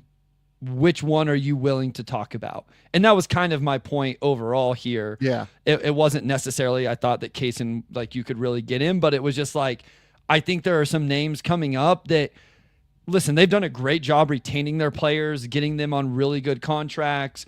I laugh every time I bring up their Spot Track page because it's so much red team options. But eventually they're going to have to do something. These guys aren't going to keep signing those deals, and they're going to get expensive because Shea, Chet, J-Dub, even though those guys didn't get the escalators, it's still going to be real money moving forward. Right. So they're under the tax this year by 1 million. They're That's already crazy. expected to be over the tax by 44 million next year, including the Hartenstein team option that I think you and I think they don't pick up. Probably at not. 28 million. Yeah. So that would drop them to 16 million over the tax immediately, 15 million over the tax, something like that. And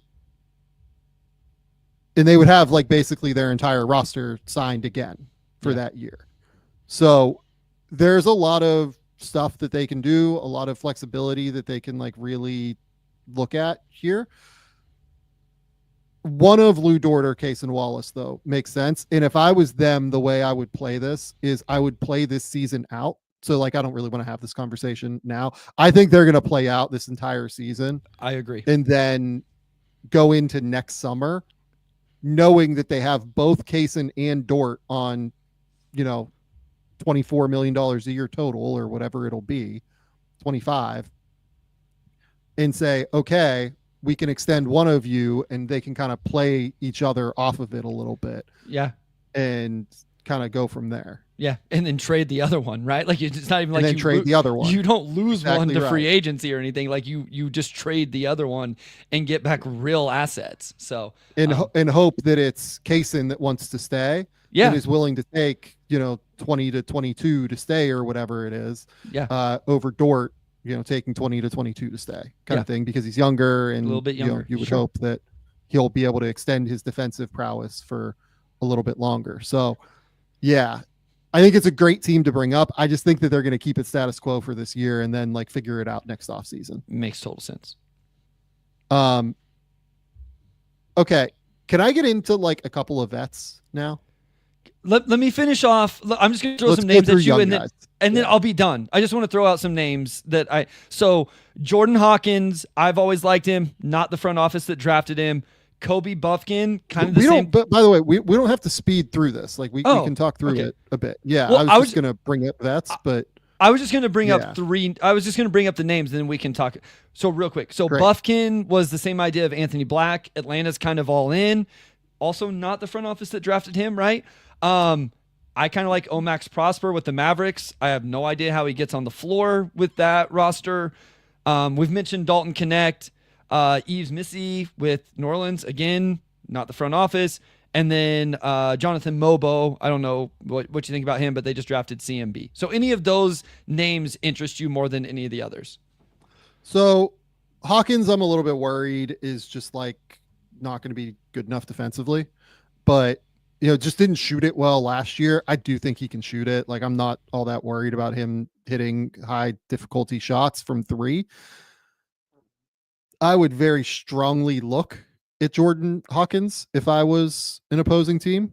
Like, I think that if you really need a shooter, that's a team that, that's a player that could make sense. If you like desperately need a floor spacer. Yeah. Mogbo is interesting. I kind of thought about him too. I liked what I saw from him on defense this past year. I definitely think he can pass, but I don't know how he scores. Yeah. Really is my main concern. But, rebounds pretty well, good defensively, tough, plays physically, can play like that 4-5 kind of hybrid-y role a little bit. It's a good name with them drafting CMB. I would probably look at him as a rotation player at some point. Like, I think there's a real case for it. Okay. Yeah. I mean, there are teams that could use him. It's just like, I don't think he's ever going to shoot. Is the problem. Yep. Yeah. I mean, the other names you said there, Yves MIssi was one name you said there. Yeah. I mean, look, with what they drafted a big. Yeah. Unless they think Queen is a 4, I think they think Queen's a 5, but they played him at the 4 next to MIssi at Summer League. So, like, I mean, look, we just don't know what the fuck the Pelicans are and doing. they added Kevon Looney to the roster. I was just looking for names that were interesting, that maybe quote unquote got drafted over a little bit. And again, with him, that's not the same front office that drafted him. So, yeah. Look, I think he's definitely an NBA big because it's just impossible to find bigs that are that athletic. I did not love the defense this past year, and he's just very limited, obviously. So I don't really know. Like, I don't know what they're thinking is my problem. Like, I don't know what the Pelicans, did they think of him as the 5 of the future? Do they think of Derek Queen as the 5 of the future? Do they think of, Zion Williamson as being there long-term? Because if he's there long-term, it totally changes everything that you look for, right? So I don't have a great inkling on what their plan is. So it's hard for me to say, is MIssi like actually a guy that they could move? Yeah. No, those were just some interesting names. Like Hawkins was a guy I liked pre-draft. I loved Kobe Bufkin pre-draft. He's dealt with injuries. And he's another one where Atlanta has kind of pushed their chips in. Are they willing to, wait for him to figure it out, where like he's dealt so much, or is he a team that the Washington Wizards of the world, or, whoever, like, unfortunately the Nets went out and drafted, all of these guys, so they're not really a landing spot anymore. But, is there a team that maybe succumbs to injuries and then they decide to take a flyer on a Kobe Bufkin or a Jordan Hawkins or something like that? So those were just some of the names that not as maybe as big of difference makers or whatever as the Jaden Ivey conversations and some of those, but just interesting names that maybe they find a new home and they really find a role as a rotation player. Well, it's interesting, like with Kobe Bufkin, right? So obviously they do have Trae Young. They just went out and got Nickeil Alexander-Walker, and Dyson Daniels is there long-term, right? Or at least we think Dyson's there long-term. Yeah. I would imagine he'll sign an extension. So those are your 3 guards. They just go out and they get Luke Kennard.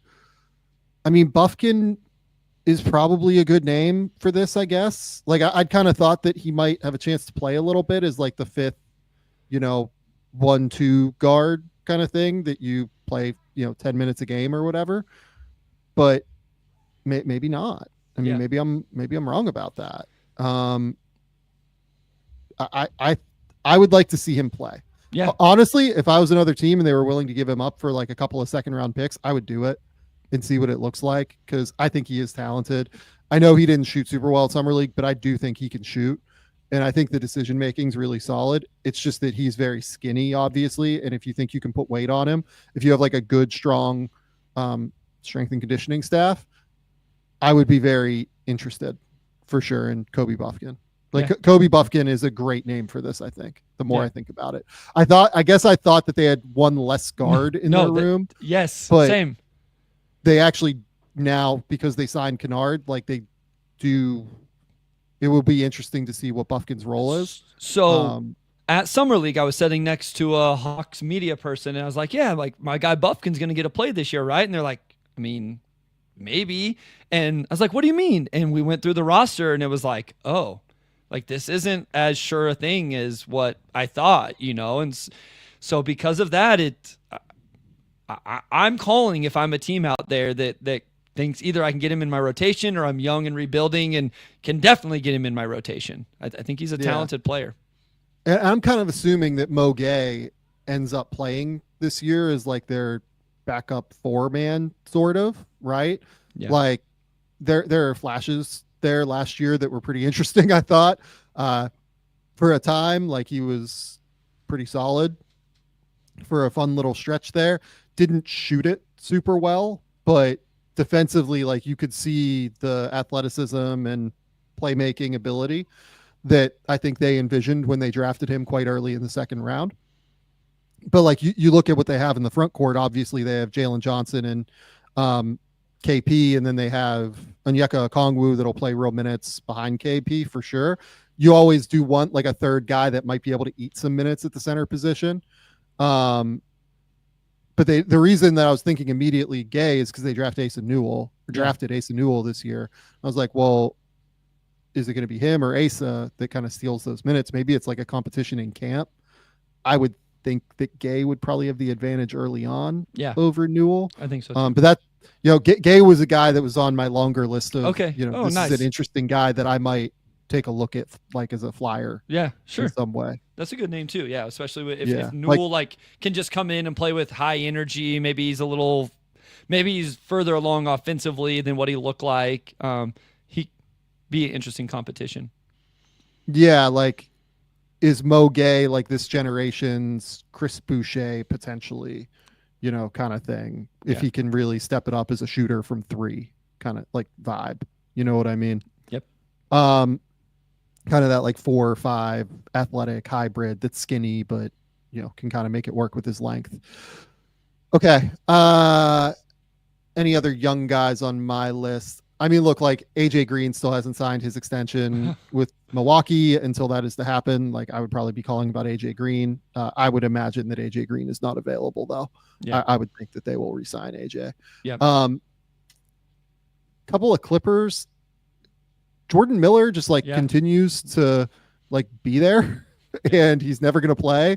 And I wouldn't give up anything for him, I don't think. But if he came available somehow, I would be interested, I would say. The other guy is Cam Christie. I actually liked Cam Christie at Summer League.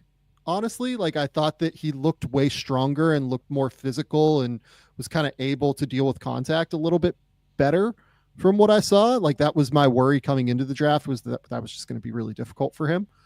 But, this year in the G League was not very good, but at Summer League, I thought looked stronger, looked more physical. Again, a guy I probably wouldn't want to give up anything for, but might take a look at. And then the final guy on my list was Marcus Sasser, just as like a potential third guard. Again, not a guy that like I would give up a ton for, but might take a look at and might kick the tires on. Anybody else that you had like, those like deeper kind of younger sleepers? I mean, I brought up another Piston, Marcus Sasser. Again, not the front office that's what I just said. Oh, my bad. Sorry, my wife sent me a text. Bryce Sensabaugh. I put Jalen Clark if like Terrence Shannon Jr. and Dillingham just kind of win those roles. Those roles. You know what I mean? Like we like him, but what if he just like ends up being the odd man out because those guys? So I completely agree with you on that, and like I would definitely like call on Jalen Clark. I didn't list them here just because like Finch played him last year. Yeah, I think he's going to play. You know what I mean? Yeah, no, like I think he's going to play. It's just like if he doesn't and they go a different way, those were my last ones. Yeah, Sasser, Sensabaugh, Clark. And then like the Utah guys, like I just kind of assumed that they're in like an all out Royal Rumble style, like, match for all of those spots and like, may the best man win kind of thing. Like, I don't know. I mean, I'm not the biggest Keontae George fan. Like, that probably wouldn't be a target for me. Like, if Walter Clayton was to beat him out, right? Sensabaugh is an interesting name, but I mean, they kind of need scoring off the bench, right? So I wouldn't think so. I would bet that they're pretty pot committed to the Cody Williams and Taylor Hendricks experiences. Like, I would still take a flyer on Cody Williams. Like, I know that is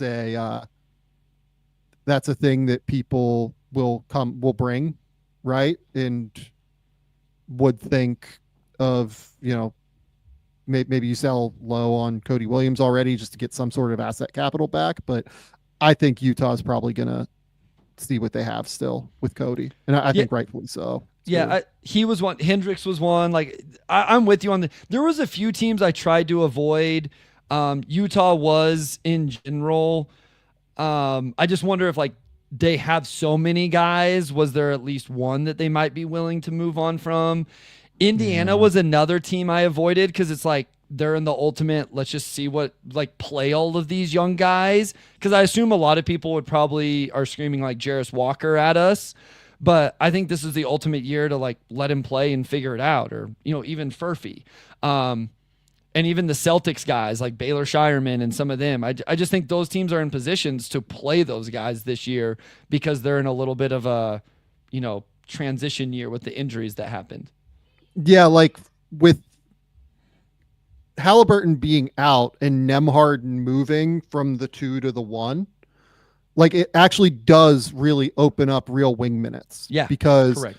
Like Mathurin, played some of his minutes, not like a significant amount, but played some of his minutes at the 3, right? So, like, that will open. It just opens 35 minutes a night. Carlisle already said Mathurin was going to start, right, with the Totally. Caitlin Cooper interview. So, right. So, like, Mathurin this year played like a crazy number of his minutes. Certainly with Halliburton and Nembhard. You know what I mean? So really, he was a 3 this year more than anything. I kind of thought that he came in for one of them a decent amount of time too. But, like, he played a bunch of his minutes this year with Halliburton and Nembhard.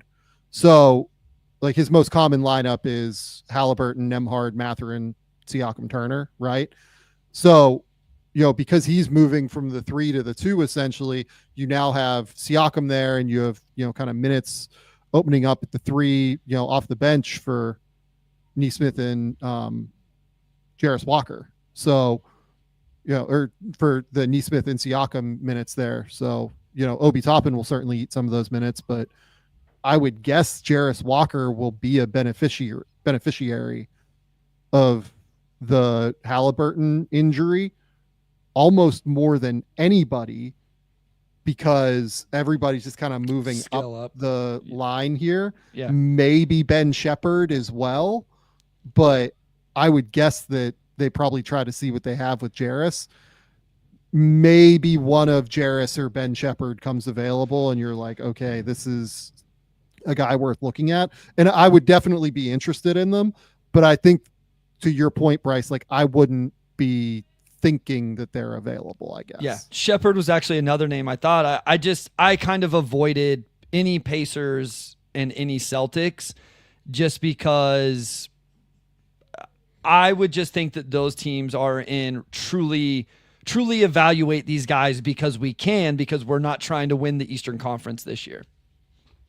It is just really fun how many younger guys they have on this roster still, by the way.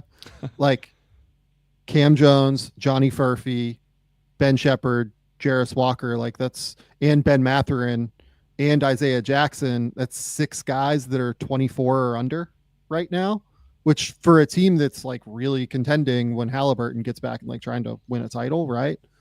Like, that's pretty interesting. And plus, like, all their other guys like Halliburton, Nembhard, Toppin, like, Nesmith, those guys are all 24, 25, 26. Yeah. So, yeah, like they're in a great position to contend long term. I love the way that they again, We kind of brought them up. Yeah, when they made the finals, we brought them up as like the most underrated front office in the NBA. Yeah. I think that's 100% right. I think the Pacers are probably a top 5 front office in the NBA that like gets no credit for being a top 5 front office in the NBA. Somehow, like everyone just kind of like glosses over them. I mean, the evaluation decisions they've made on, getting Halliburton when they did, obviously Nembhard, buying low on Toppin and Nesmith.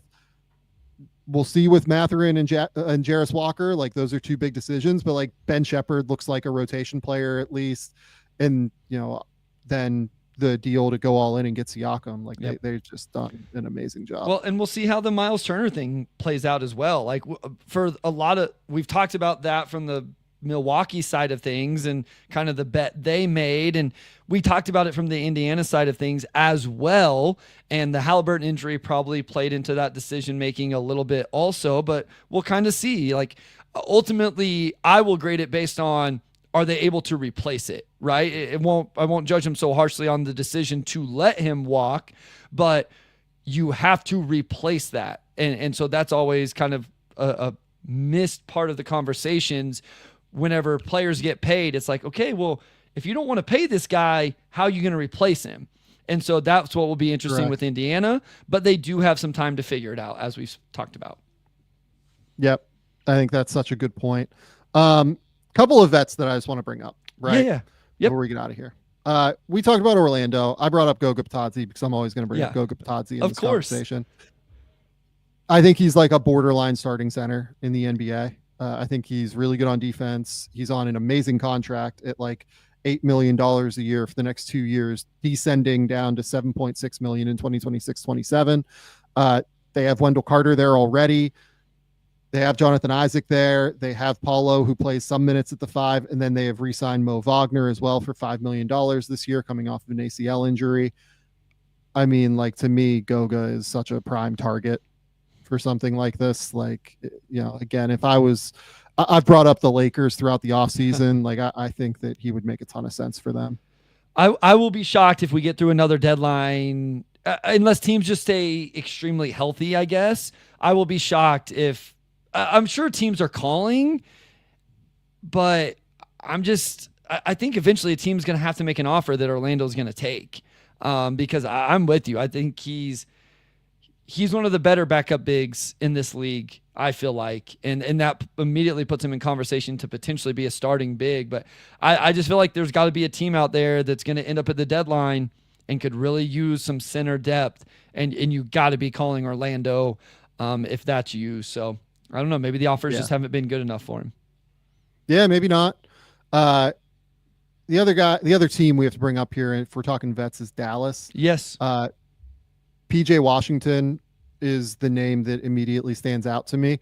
And I know that people bring up Gafford because of all of the centers, right? Like in theory, they have Anthony Davis, Daniel Gafford, and Derek Lively, not Derek Queen. My goodness.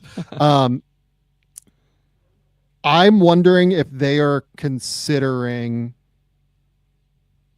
AD a 4 more than a 5, given that they just extended Gafford. And they extended him on a deal that is still tradable. Like, I want to be very clear about that. But they have Gafford long-term now. They have Derek Queen's rights long-term at the very least after these 2 years. Derek Lively, Jesus Christ. But PJ Washington is a free agent now after this year. Yeah. And speaking of these Aaron Gordon types that, like, PJ Washington literally did this, went to Dallas and became exactly what they needed at the 4 next to Lively and Gafford while Luka was there, and helped them get to a title, finals series, right? Yep. If PJ Washington tells them, like, hey, you guys have no room for me long term, and I'm coming off the bench because we have Cooper Flagg there, and Cooper is going to be like a 3-4 hybrid, and you're planning to play AD at the 4 and Gafford at the 5. If I'm PJ, I'm like, why the fuck do I want to be there? You know what I mean? Like, it's not a situation where if you're Dallas, it's your choice potentially. Like it might just be he's a free agent this summer, and yeah, it's been sweet here, but why would I stay long term to be a sixth man when I can go be a starter elsewhere and be like a starter on a really good contender?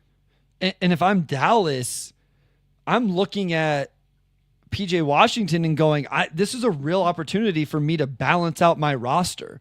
Kyrie or no Kyrie. Like, even if Kyrie was fully healthy, I'd be saying the same thing, that they should be trading PJ Washington for a really good third guard or a true three that is a 3 and D that, because I look at PJ Washington as more of a 4, like you mentioned the Aaron Gordon. I mean, this is why, I will tell you, like, Pistons fans love not all, I shouldn't speak for all Pistons fans, but he's a name that comes up with Pistons fans a lot because they're going to need a Tobias Harris replacement. And so there have been some, like, hey, what would it take to get PJ Washington from Dallas?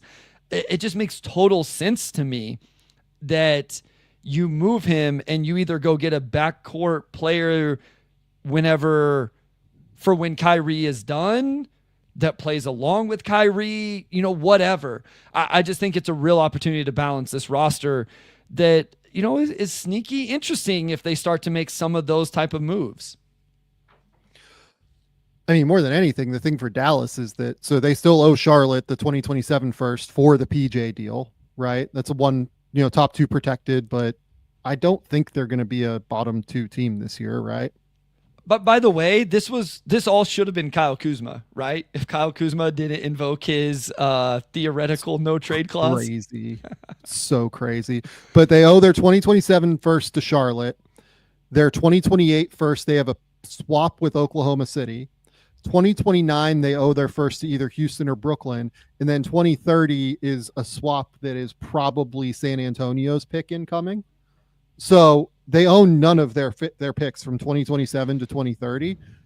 This is a really good opportunity to get back pick capital in order to like play around with in trades. Sure. And like extend out your window once Cooper Flag is really good. And they would definitely get a first for PJ on the market. Like, I think that is 100% real. If I'm them, I'm looking to like cash in PJ Washington for a first round pick and maybe something else in order to kind of go about it that way. The thing I do wonder with PJ is the contract situation. Like, this is almost one where, lots of times we talk about expiring deals, right? Like Haywood Highsmith, expiring deal, that makes him valuable. With PJ, it's almost the opposite. And the fact that he's a straight unrestricted free agent, you would just, to me, it would be, I wonder if that could complicate things a little bit for teams looking to acquire him, depending on what PJ is going to ask. If PJ is reasonable with his number, I think you still could get real value. I just wonder if teams could get worried about retaining him.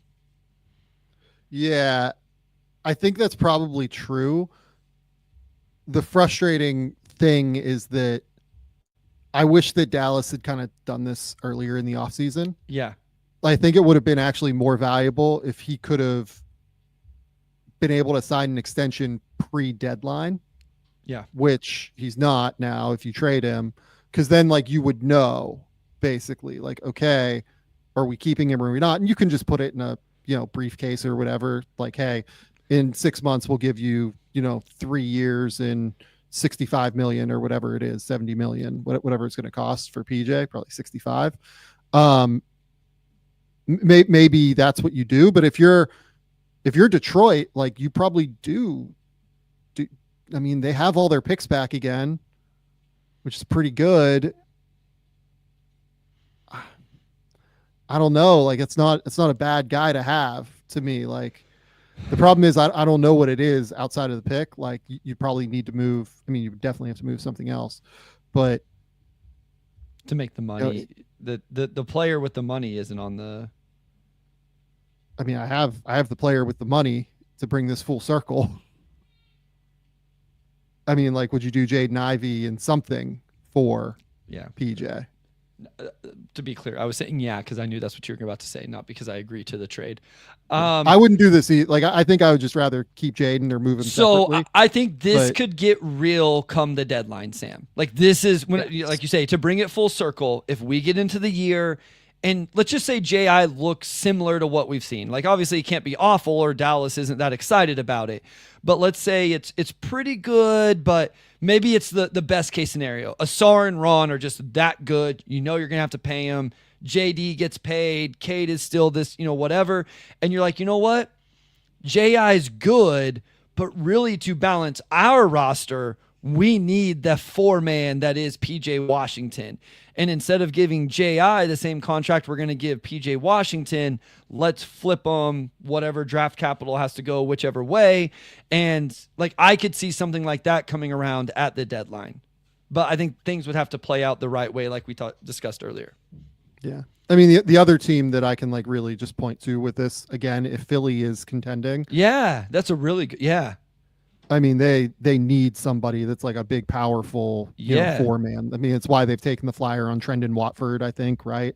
Bigger body at the 4 that could potentially do this.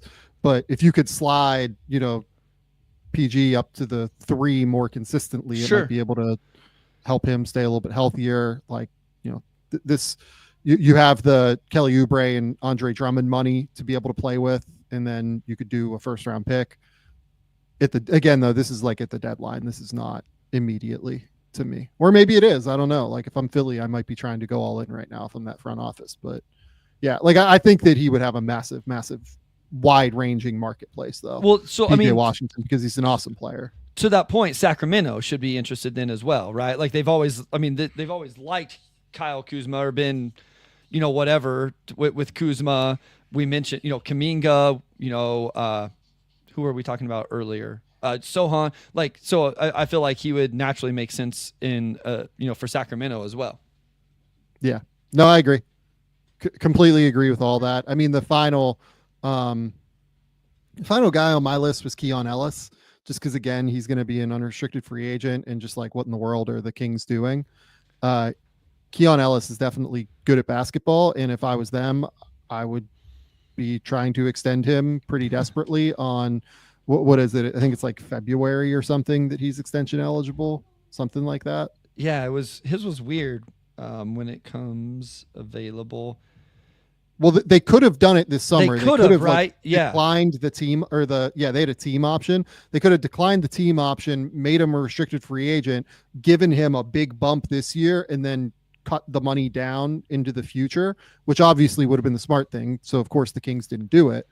Like, I wonder, given that they didn't do that, maybe he's somewhat more available than we think. February 9th is the date for his extension eligibility. February 9th. For what it's worth, too, like, my read is that I have not gotten the impression that Keon Ellis is available from kind of asking around, because that's one where I've asked around because I found the situation so bizarre that they did not extend him or actually decline the team option and then just give him a new contract this summer. So I did kind of ask around. My read is that they do like him. I just don't know what they're doing in Sacramento. I'm so confused by all of their tactics. That roster is, we've talked about it multiple times, but it's so many names that I really like. I don't love how it all fits together. I feel like they just need to start moving some guys and then building it back. Pick the guys that you need to keep. Yeah. I would keep Keegan Murray. I'd keep Keon Ellis, and start trying to build, something else in a different way. I'm not saying trade off all of those other guys, but just a very, very weird roster. It's a very strange roster. So it's kind of made for a conversation like this, unfortunately. True. Yeah. And oh, by the way, the last guy we did not talk about here on that roster, because I didn't really want to bring it up because it'd be an incredible bummer for Kings fans. And I think that they'll just keep him no matter what because they have his restricted rights. But if you're Keegan Murray and you see where this is going, and like, I just don't know what the hell they're kind of doing there right now. And you're never going to shoot again right now because of all of Levine, Sabonis, DeRozan, Malik Monk, Dennis Schroeder. They just signed Schroeder. I don't know. I might think I have a better opportunity elsewhere, potentially. He was on my list, and I was just like, I'm not going to say it. I'm not going to say it. I'm not going to do it. But he actually was on my 2022 list. There's no way they're moving him. So, like, it almost doesn't matter. Yeah. So like, there's no chance. I want it for him. I'm a Keegan Murray fan, and I want him to be utilized in the way that showcases the extent of his game and impact. Yeah. And look, I don't think either of us think Keegan Murray is like some 25 point per game scorer or anything. No.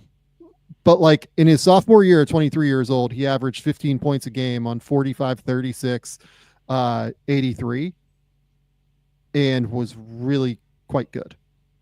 Like, yes, I think that there's a lot of reason to believe that he would blossom and flourish in a different spot where he would actually get shots at a certain point. Like, he took 10.8 shots per game this year after taking almost 13 in 2024. And like, I get it. You can say that, like, you know, De'Aaron Fox was there for half the year and like Levine just replaced him. Right. But I mean, the problem is that you just went out and got another on-ball guy in Schroeder. It's really Schroeder that's the like guy there more than anything else. So, yeah. Poor Keegan. It's very, very tough. Okay, Bryce, we went for 2 hours on this topic. This was a great idea by you and by shout out our guy that brought this up again. Cameron. Yep, Cameron. Over on Twitter. Like I said, he sent me a DM. We're talking about it, and he brought up a list of his guys and all of that. So, yeah, great.